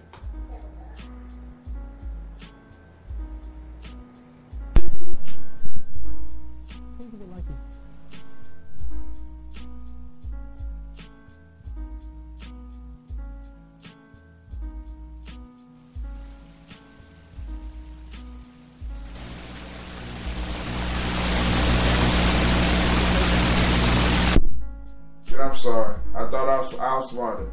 Alright, so I'm listening to it. Wow. Alright, so now this app teaches you how to meditate. Learn online when you want, wherever you want in just 10 minutes. It's something that can be done. It's something that Gye-Nyame could do. How many of y'all think that Gye-Nyame need to go on and start something like Headspace? You know what I'm saying? A meditation app. Let's go back. You know I'm already thinking about it. Millions has been downloaded 6 million times. Or the burgeoning category of wearable gadgets designed to help people zen out. The popular Muse connected headband measures brain activity during meditation. And it only costs $299. God damn! There's money everywhere. All right, listen, we.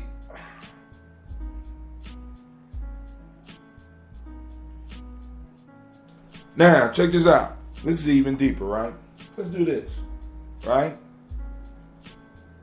Let's say black folks come up with their own meditation, and every black folk that is involved in meditation practice a certain type of meditation.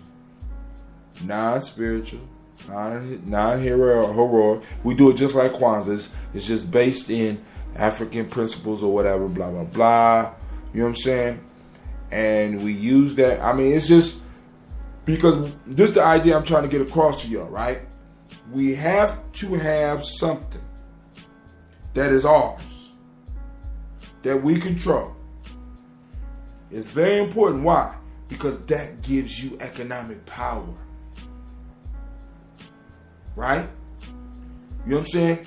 If we all was buying rice from a certain dealer, that would give us a certain amount of power. If we all was buying, I mean, if we was known for creating something, see, because we got rap, but we done gave that shit away. You know what I'm saying? You know what I'm saying? We need to take that hip hop shit back, right? And we need to go and boom. You don't buy no more albums from these fucking companies. We start going to independent hip-hop artists, and we hold each one of these motherfuckers responsible for the message that they bring and the amount of jobs that they provide. I'm just saying, we got to find something we control. There should be no corner stores in any of our communities that is not owned by us. I mean, y'all don't dig that. Y'all don't feel me on that. Y'all, you know what I'm saying? I understand the hate and the fear and that shit. But everything in our neighborhood, we need to be getting money. There need to be an invisible black people tax. Yes. We pay it to the church, but the church is taking the money and just basically supposedly giving it to Jesus, who's in his guise of their pastor. But we need to say fuck that shit, because every church need to be donating money and building shit within our community, building jobs and creating shit within our community. Bottom line. Man, my computer just shut. That's some bullshit. My computer just shut off on me, right? All right. This year, 22% of employers will offer mindless training, typically priced between $500 and $10,000 for large group sessions.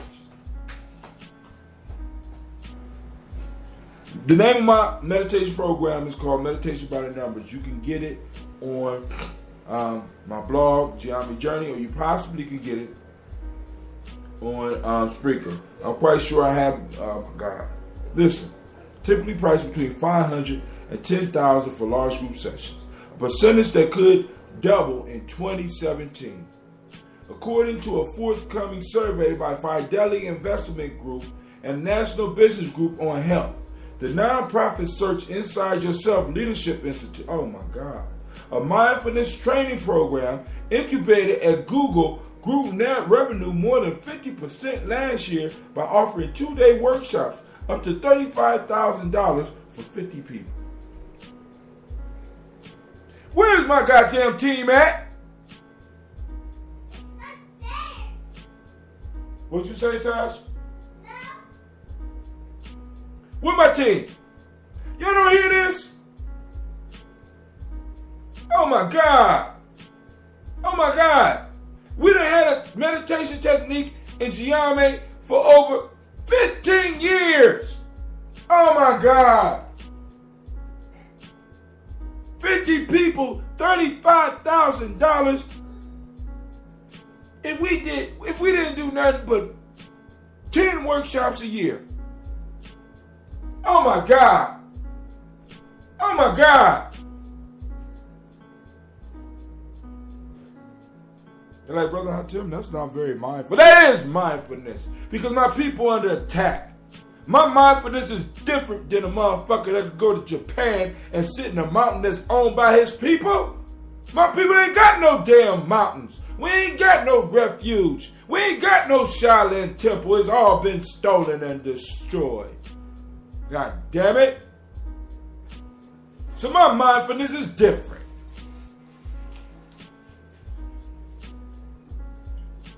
Man, alright.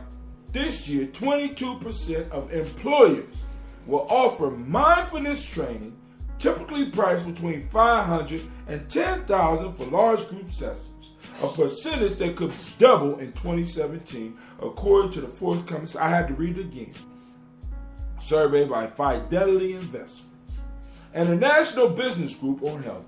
The nonprofit Search Inside Yourself Leadership Institute of Mindfulness training program, incubated at Google, grew revenue more than 50% last year by offering 2-day workshops up to $35,000 for 50 people to dozens of other Fortune 500 companies, including Ford and American Express.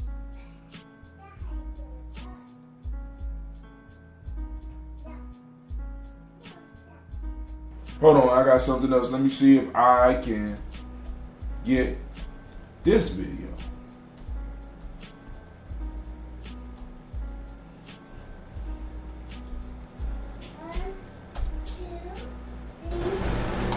Despite its proliferation in the office, where mindfulness trainees are often taught to concentrate on improving their work performance, meditation historically was not designed to help you achieve material goals. But it can be used for it.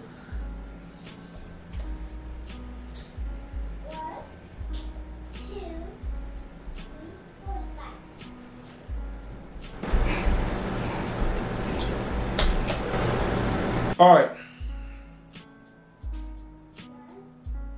Meditation historically was not designed to help you achieve material goals, says Elizabeth Sullivan, who previously taught mindfulness at Goldman Sachs. Did y'all hear that shit? The objective is usually more holistic. At the sleek, just open New York City meditation studio, Mendo Chief Spiritual Officer Lorando Munsler notes, "We don't do this to double our portfolios, but it couldn't hurt. The unlimited annual Mindful membership costs $2,200.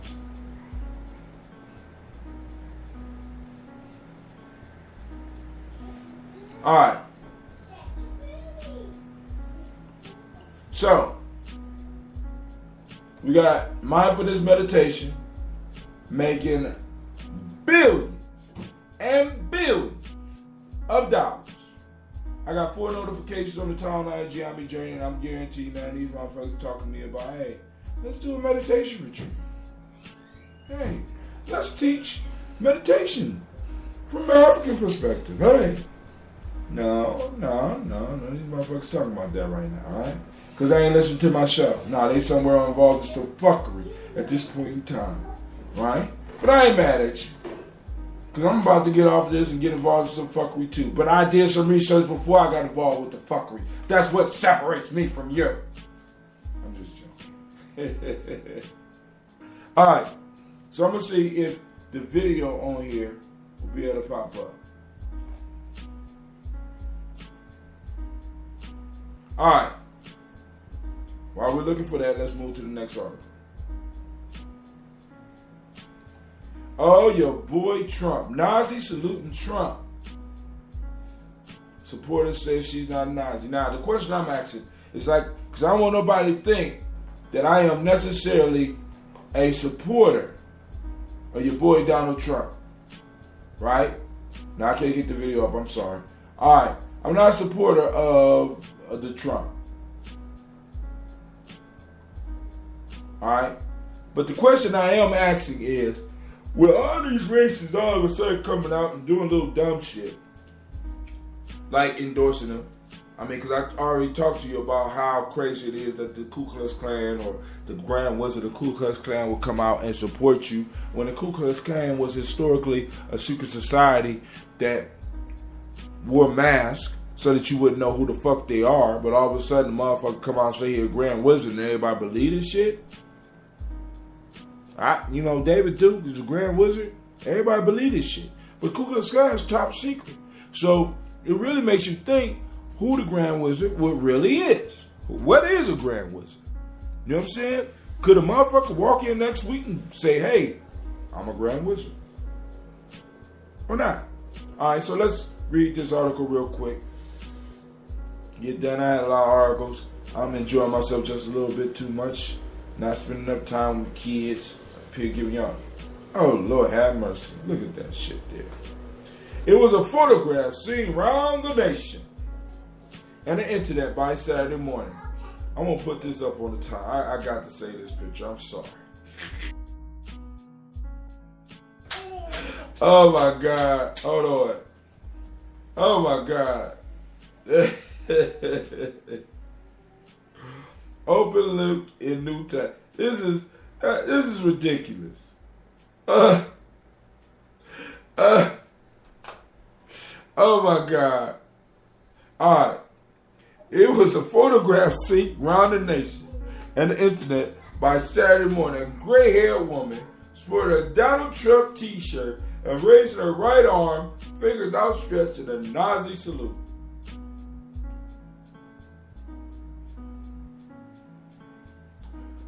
The photograph led to coverage of Chicago Tribune the night of Trump's chaotic. Hold on, I got a commercial popping up on me. You know, they got to pay for this. I understand. I'm not knocking your hustle, y'all. All right. I have to pull that photo up.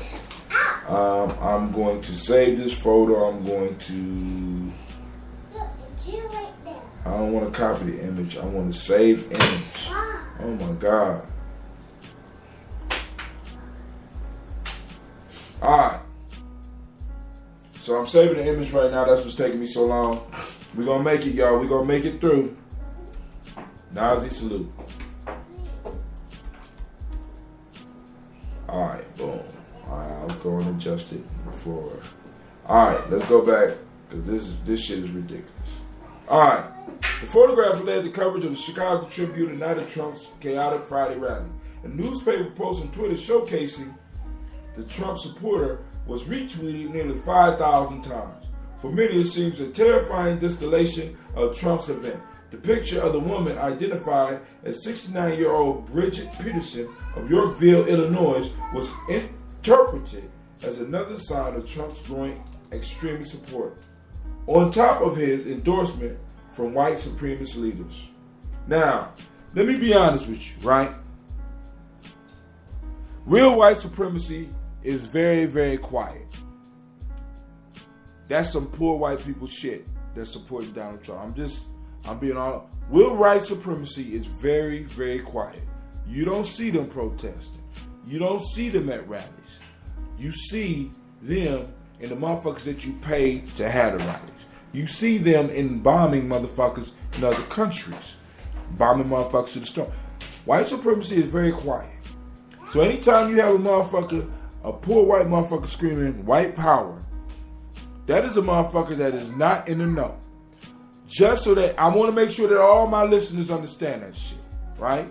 So when a white supremacist come out and says, hey, I'm supporting Donald Trump, basically what he's saying is poor white people that believe in white supremacy are supporting Donald Trump. Real white supremacists will deal with whoever gets in fucking office and let motherfuckers know. Real motherfuckers that truly practice it as a religion already know how shit gonna work. So they're not all out there like that. So these motherfuckers, like this old lady up here throwing up let's go look at her house. Let's look at where she lives. Let's look at what she eat on a daily basis. Right? Let's look at, I mean, come on, man. Keep it real. All right. For many, it seemed terrifying, distillation of Trump's event. The picture of the woman identified as 69-year-old Bridget Peterson of Yorkville, Illinois, was interpreted as another sign of Trump's growing extremist support, on top of his endorsement from white supremacist leaders. Now, motherfuckers don't understand that Donald Trump, like I said, I'm not a Trumpite, but Donald Trump is playing against the dirtiest player in the game. And the one thing that wrestling taught me is that a lot of times the dirtiest player in the game always wins. I mean, I ain't gonna say always wins, but they win a lot of times. Ric Flair was one of the smallest motherfuckers against all those giant people wrestling, and Ric Flair was dogging motherfuckers on WWE and WWF and NWA. Woo! You got to remember, right? Remember that shit. Think about that shit. Ric Flair, you know what I'm saying, was champion when Andre the Giant was running around this motherfucking wrestling ring. When Hulk Hogan and motherfuckers bigger than Hulk Hogan was running around, Ric Flair was the champion. Now, I'm not saying that wrestling was real. What I'm saying is there was a lesson in that for you. Ric Flair had the connections and the protections to be where he was. He had the connections, the protection, and the complexion to be where the fuck he was. So, you need to understand that Donald Trump is playing against the dirtiest players in the game. And they're going to unleash every white racist. They might even resurrect Adolf Hitler. They might bring an Adolf Hitler lookalike to say, hey, I support Donald Trump. Hail to myself. I'm just saying. All right. For many, it seemed terrible. Okay. But in an interview with the New York Times on Saturday, Peterson, who was born in West Berlin in 1940s, oh God, and became an American citizen nearly 4 decades later, denied that characterization. Instead, she explained that she was merely mocking those protesters who had compared the frontrunners' rise to Nazi Germany and Adolf Hitler. They said Trump is a second Hitler. She told the Times, recalling that one actress next to her that night had held aloft a photo of Nazi leader. I said, do you know what that sign stands for? Do you know who Hitler really was? I make the point that they are demonstrating something they had no knowledge about. She said, if you want to do it right, you do it right. You don't know what you are doing. It was then that she gestured in a Nazi salute. Absolutely, I'm not a Nazi. No, she said. I'm not one of those. All right, so we're going to move on, right? So we have the media possibly twisting something or somebody in denial. But the whole piece is Donald Trump is up against the dirtiest player in the game. You need to realize that. You need to, you know what I'm saying? You need to be aware of that. You know what I'm saying? Stay on top of his game or he's going to get washed out.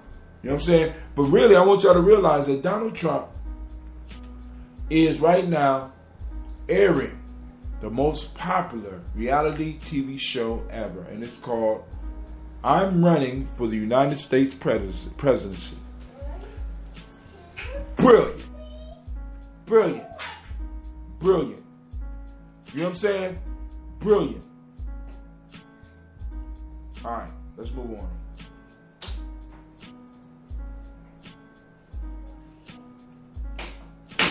Wow, this got hit.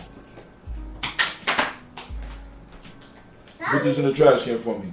Okay, I'm ready. I don't know why you don't never go to sleep, baby. I don't want to go to sleep. All right. All right, let's play a video real quick.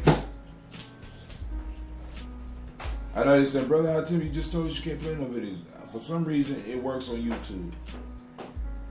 I'm not going to ask no questions.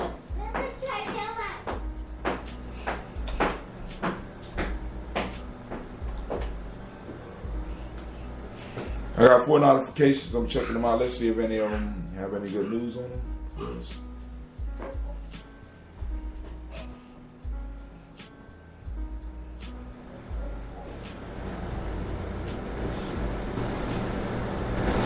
All right, cool. I'd like to thank all those who have been commenting and liking the links. Shouts out to Nicole Bowman Glover, Randa Hughes Hutcherson, Larry James Watson. Wow, some of the same people. I mean, I appreciate you for at least reading and sharing some of the articles that pop up on the timeline. So let's go to my channel. I want to share a video with y'all real quick. All right, here we go. This is from this is Trump. This is Trump's theory. I want y'all to check it out. Let's address yesterday, should we? Yeah. So, look, we had a tremendous rally in Chicago planned. We were going to have over 25,000 people. The arena was seating about 11,000. We had registered much more than 25,000. So what we did...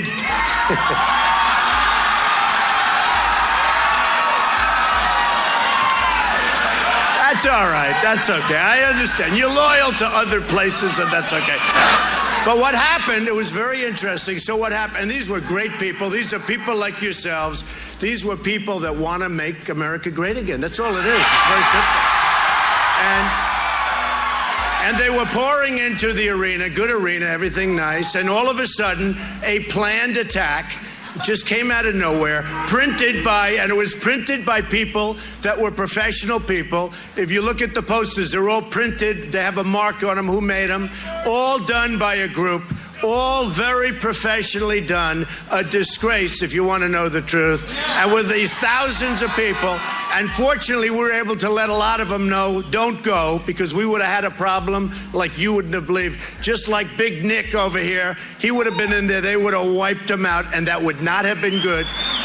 And we made a decision. We said, and I hated to do this because frankly it would have been easier to go, but I didn't want to see anybody get hurt. You would have had a problem like they haven't seen in a long time, because we have people that are so amazing, and it's not necessarily loyal to me, it's loyal to the country. We want to see things happen. We want to see things happen. And they're loyal to the country. It's okay, USA is right. They're loyal to the country. They want great security. They want great military. They want to take care of their vets. They want a border. They want a wall. They want...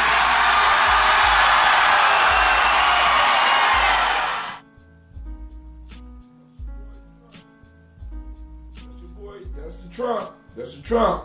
Now, what do you think about his theory? Hit me back. Let me know what's up. What do you think about his theory about this being organized by a professional? This was a professional hit that was trying to ruin this thing. And I mean, some of y'all might be like, oh, but that's not far-fetched. You know, like I said, he's running up against the dirtiest players in the game. Period. Democratic and Republican. You know what I'm saying? They don't want him, right? You know what I'm saying? Because if you know, I'm just thinking about it. Let's go finish the news and get out of here, right? Because you know some of y'all got stuff to do. You can download this and you can listen to it. Remember the show, support the journey, share it with your friends and stuff like that. You know what I'm saying? Trying to go back to all right, here we go. Boom, boom, boom. You won't let me go back now. I don't know what's going on. All right, cool. So what I do is do this. I get around. I know how to get around. Internet. Y'all can't play with me. Y'all playing games. I've been playing. I was born playing games. Born in the game. Right? So let's see what's left. All right. So we talked about the Trump rally. Report says ISIS forcing birth control on sex slaves.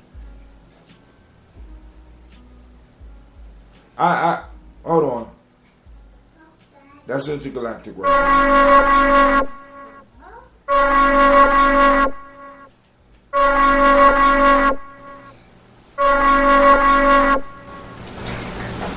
Alright, so we have a report that the righteous Muslims of ISIS is raping bitches, raping and forcing birth control on sex slaves. I'm gonna be all the way real. I'm not thinking that any of those women really want to keep any of those babies any damn way. Right? You know what I'm saying? You raping them, then they, you force them, you know what I'm saying? I'm thinking they taking out that shit in droves and shit, right? Maybe they don't believe in abortion, or maybe they don't believe in birth control, and they just gonna deal with it. But I don't know. You know what I'm saying? But hey, these super righteous individuals, I mean, they so righteous they blowing themselves up because they know they're going to paradise and stuff like that. It's raping women. I don't know. Maybe that's allowed in the Quran. If you read the Quran, can you show me where it says that in there? And if not, then we know this is some bullshit, right? All right. On to the next. All right, we did it. Okay, cool. All right, 4 reasons not to bug out after SHTF event. That's a shit hit the fan event. All right, it's on YouTube. It's on my timeline. Check it out. Good information. There's a black YouTuber by the name of the Black Nerd. Check out his channel. He doing a review of the Spider-Man, Captain America, Civil War trailer. Real funny, entertaining dude. Also, me and my son, we've been following the Batman and Teenage Mutant Ninja Turtles podcast. Well, it ain't a podcast, but it's a video show called Comic Island, where they basically go through and read the comic books, and it got my son interested in doing a little bit more reading. And we listen to the stories, because we don't actually have the comic books, but we are able to listen to all types of different stories on there. And it helps increase my son's vocabulary. And my kids, my daughters, when they ride with us, we're listening to a lot of stuff on YouTube. So this is one of the stations. It's called Comic Island, and it allows us to keep up with the comic books without having us have to rush out and buy the comic book. Real good idea. I would love it if some of my young people want to do something like that, but if not, it's cool too. You want to increase reading, then increase exposing our children to something they might be used to. I listed these on the way to work, and now Cleve is reading just a little bit more. To increase reading, give kids something they like. Here is Batman and the Teenage Mutant Ninja Turtle, a book that I thought would be stupid, but they are talking about transdimensional transportation, different universe, gene mutagens, and etc. I mean, brilliant. I also have 10 mind-blowing space photos captured by the Hubble telescope. Go and check those out. Rick Ross take aim at Chris Rock over his Oscars monologue. See here what Rick Ross is talking about. Ben Carson dropped out the race. Y'all know this happened last week sometime, maybe the week before last. All right, we got the music of DJ Delford Chadbourne. Check him out on Tumblr. Follow him because he's always posting up on the timeline and always keep me up. All right, 50 Cent sold his mansion in Connecticut. It's going to be used. Oh. Hold on. Let's see. I got another one that I want to play for you. Hold on. All right. So, I got to find a spot. I'm going to find a spot for y'all. And I'm going to play it. But, right, Brother E.T., those that are not familiar, Eric Thomas, a motivational speaker, inspirational speaker, right? This dude is good. He was doing a talk for, I think it's a high school. I can't remember what city he was in.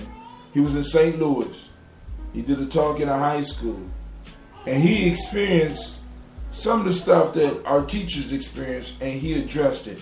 And I want y'all to hear how he addressed this piece, because I want y'all to understand, one, what our parents are, what our teachers are dealing with in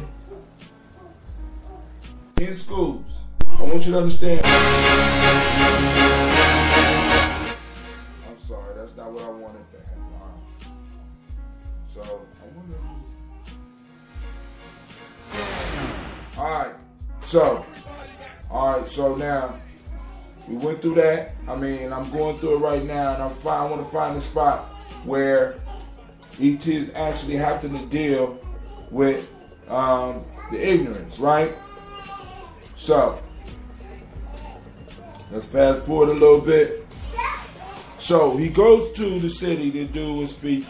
He finds a high school to go into, and he starts talking to the young people, right? So let's Let's tune in just a little bit. His father wasn't there. My grandfather was a high school dropout. My father was a high school dropout. I was a high school dropout. I said to myself, my kids will never go through what I went through. My son, listen to me, like, I'm from the D. My wife from the D. I don't even take my son to where I grew up. Like, I don't even know if I... All right, for those that don't understand, he's talking about his past and what he wants for his child and what he want to allow his child to experience. Now, listen. Left my son, just left my man there if he could hang. Like, he ain't never been through that before. So, my son went through high school. He's never had a fight a day in his life. I'm like... So you're talking about the struggle of him growing up and how he wants something different for his children, which I hope a lot of you out there want that, but I want you to listen to this. I'm looking at my son like, yo, this is crazy. Where I grew up, like, even if you didn't want to fight, you got to fight. I'm like, yo. Some of y'all old enough to remember that, right? Now, come on, he's talking, he's being real with the kids. And we know that he's an engaging speaker. But let's see what happens. I didn't even like fighting, I had to fight. And so I put my son in a school where he never had to go through that. Listen to what I'm telling you. I'm a high school dropout. So how did I go from a high school dropout to do what I'm doing now? All right, he's about to give up the secret. He's about to tell them what he had to do to get where he was, to get from where they are, looking at him, for them to get to where he is. Let's watch what happens. Number one, I got a why. I remember when I was going to school, like for real. I hate school. Like I'm a grown man with a PhD. He's letting them know that he's been where they are. He don't like school. And I hate school. So somebody say, if you hate school so much, why do you go? Because sometimes in life, you have to do what you don't like to do so you can live like you want to live. The first thing I had to do was say, I'm going to break the cycle. Right? I need you to think about this. So he's talking about breaking his cycle, like what I call generational curses, right? Many of us are repeating the mistakes of our family members, and we don't really realize it. You know what I'm saying? Because it's generational curse, because we never step back and really looked at our life, right? He's breaking all this shit down for the kids. Hold on. Listen, these young adults, watch. Real quick. How many in this room? Your mother, your grandmother, or somebody that you like you love. So he's giving them a tool to use. Focus on somebody else. Make your struggle bigger than you, and it makes it easier for you to get up and do that hustle. What I call that hustle that builds muscle. Love. With all your heart. There's somebody in this room that you love. I need you to raise your hand for me. Somebody you love. Look, hands down. We're going to do it one more time. Look, I need you to do me a huge favor. A huge favor. You're not talking to nobody. I need you to... All right, so he already called somebody else for talking, right?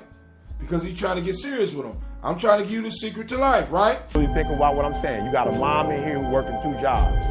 You got a grandma that's still working. Right? I need you to think about what I'm saying. Like, for real, I'm Everybody focus, because y'all need to watch the video. Everybody focus. Now watch what happened. I'm not playing now. And this is why I get so frustrated. Somebody's still talking. Wait, you heard it, right? So he getting serious. He breaking the, listen, he giving a piece of himself. He's telling them about his struggle. He's giving them for free this information, right? Watch what happens. Watch. Now, you got people talking in the back. He already told him. I done pointed out where he told him real briefly, right? And he's trying to be kind about it, right? But let's go. Come on. There's a whole group of them. Bro, I promise you, I love you, bro. Listen to me very closely. They pay me $50,000 to $100,000 when I speak to corporate America. I go to a basketball program, they pay me good. I ain't getting a dime here. I'm here because I love you. But I'll be darned if I come here for free and you disrespect me. I ain't 20 years old. I ain't 19 years old. I'm a grown man. I'm here because I love you. I'm here because I love y'all. They ain't pay me a dime. As a matter of fact, I came and used my influence to raise money so a group of kids can go to Costa Rica. I'm not here to get nothing. I'm here to give you something. I'm not here to take nothing from you. I'm here to give you something. And listen to me closely. When people love you, you don't do them like dirt. When people care for them, you don't disrespect them. You ain't got but a few people who care about you in this world. Didn't you hear what I just said? You in the wrong place, you gonna get shot and killed, and ain't nobody gonna go to jail for it. Ain't nobody gonna go to jail for it. Ain't nobody gonna do no time for it. So the few people who you do have that care, you can't treat them like garbage. You can't disrespect the people that's trying to look out for you. Because you ain't got a whole bunch of, you ain't got a lot of dudes. Look me up. You ain't got a lot of dudes that do what I do that's coming to your school. No disrespect. The dude you listening to my man and jamming to his album, he ain't coming here. And I just heard we had a rapper here last night. How many schools did he go to? How many elementary schools? He came and took your money, but he didn't invest nothing back into you. And you're going to have the nerve to laugh and joke when teachers trying to teach you? You got the nerve to act a fool when somebody cares about you? You talking while I'm talking? Do you know if I go to a Jewish school, them kids quiet. If I go to a white school, them kids quiet. If I go to a Latino school, they quiet. The only kids that disrespect me is black kids. That's it. My own are the only ones that disrespect me. I walk in any other school, they like, there go E.T. We taking notes. I come home, you talking. You capping jokes. You think something funny. Look how we living. Ain't nothing funny. Ain't nothing funny, y'all. Look, when I got my PhD, what embarrassed me, I'm in there, they asking me like, what's wrong with our urban schools? Like, why you asking me? I'm in classes like you in class. The teachers want to know, professors want to know, well, why are your kids, what's the problem in the school system? I'm embarrassed, y'all. I'm a grown man. I'm embarrassed that they talk about y'all. And you know why I'm embarrassed? Because what they don't know is you ain't even trying when you take the test. You didn't give your best. They think you dumb. You ain't dumb. You can't take our people from Africa and put us in the diaspora and spread us all over the world and we survived slavery and we can't pass the test? Come on. I ain't stupid. You take everything from us and we still survive? And you gonna tell me we can't learn how to write? Have you lost your mind? We are survivors. That's all we do is survive. And you gonna come and tell me you can't take a test. No, you can take the test. The problem is when you take the test, you barely take the test. I challenge you to go in there and get that doggone piece of paper and that pencil and do your best. I challenge you. I challenge you to go to class and act like you got some sense. Ain't nobody got to put you on medicine. You know how to sit down and shut up. You do it when you're watching videos. So listen to me. All right. So y'all heard it, right? Y'all heard it, right? See, because now that's the struggle that a lot of your students, your children's teachers go through. Right? They're coming to give your child something, but your child is involved in some other shit. Right? You know, I got kids, this amazes me. I got kids who are in my office every other day, if not every day, that walk into the school with brand new Jordans. Fresh to death, and we are uniform. Fresh to death, and we are uniform. Fresh haircut every week. And they come into the school, and they can't hold it together. They're making choices. They're making choices, right? So now, so I've been sharing this on my timeline. I done sent this all out over my piece, and on this I got 109 people reached on this, right? I got one comment. I want to thank her, Miss Nicole Bowman Glover, my girl. That's my people right there, right? Wow. You see, because look, a lot of us are stunned because we got to be politically correct. Now, he was still kind of politically correct, but he brought it to them, right? He brought the reality to them. And that's what our children got to see the reality because they think it's a game. We got to let them know that they're at war. How are we going to build a nation with a bunch of motherfuckers playing games when everybody else is coming at us for real? They coming for your job for real. They coming for your finances for real. They're coming for your property for real. They're coming for your life for real. They're coming for your time for real. Come on, man. All right, let's move on. All right, could meditation be a fountain of youth? We already covered that. So, hey, this is Gye-Nyame Journeys, Brother High Tim, coming at you live and direct. This is Gye-Nyame Journey Radio. I am your host, and you are listening to an Empire of Our Own, the Saturday long-winded edition. And this is a Heart of a Summer production. And you know that we always strive to blow up your old paradigms and maul them like a lion, but we still blow them up. Calling out all the fuckery we can see.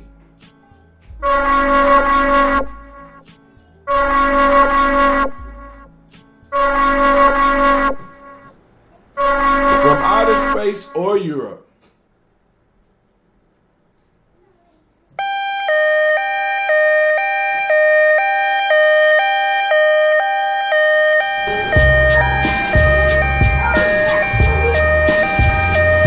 Peace out. Remember, support the journey. Like us on Facebook. Mr. Deity, I think it sounds great. Mr. Deity. Feel free to post stuff on the timeline if you follow us on the journey, yo. I'm out. Good night. Have a good Saturday. I'm going to get some of this meat.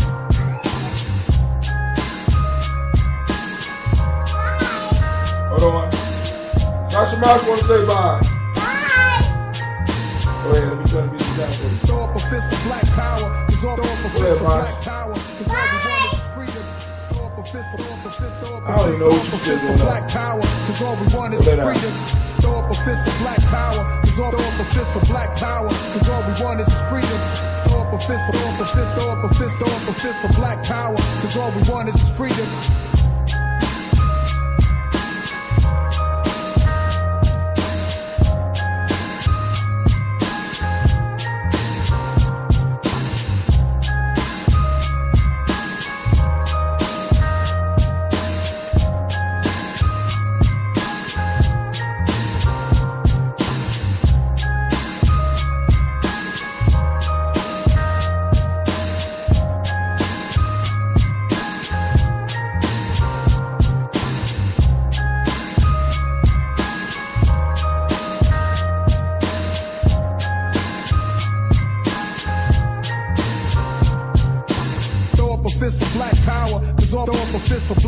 Cause all we want is freedom.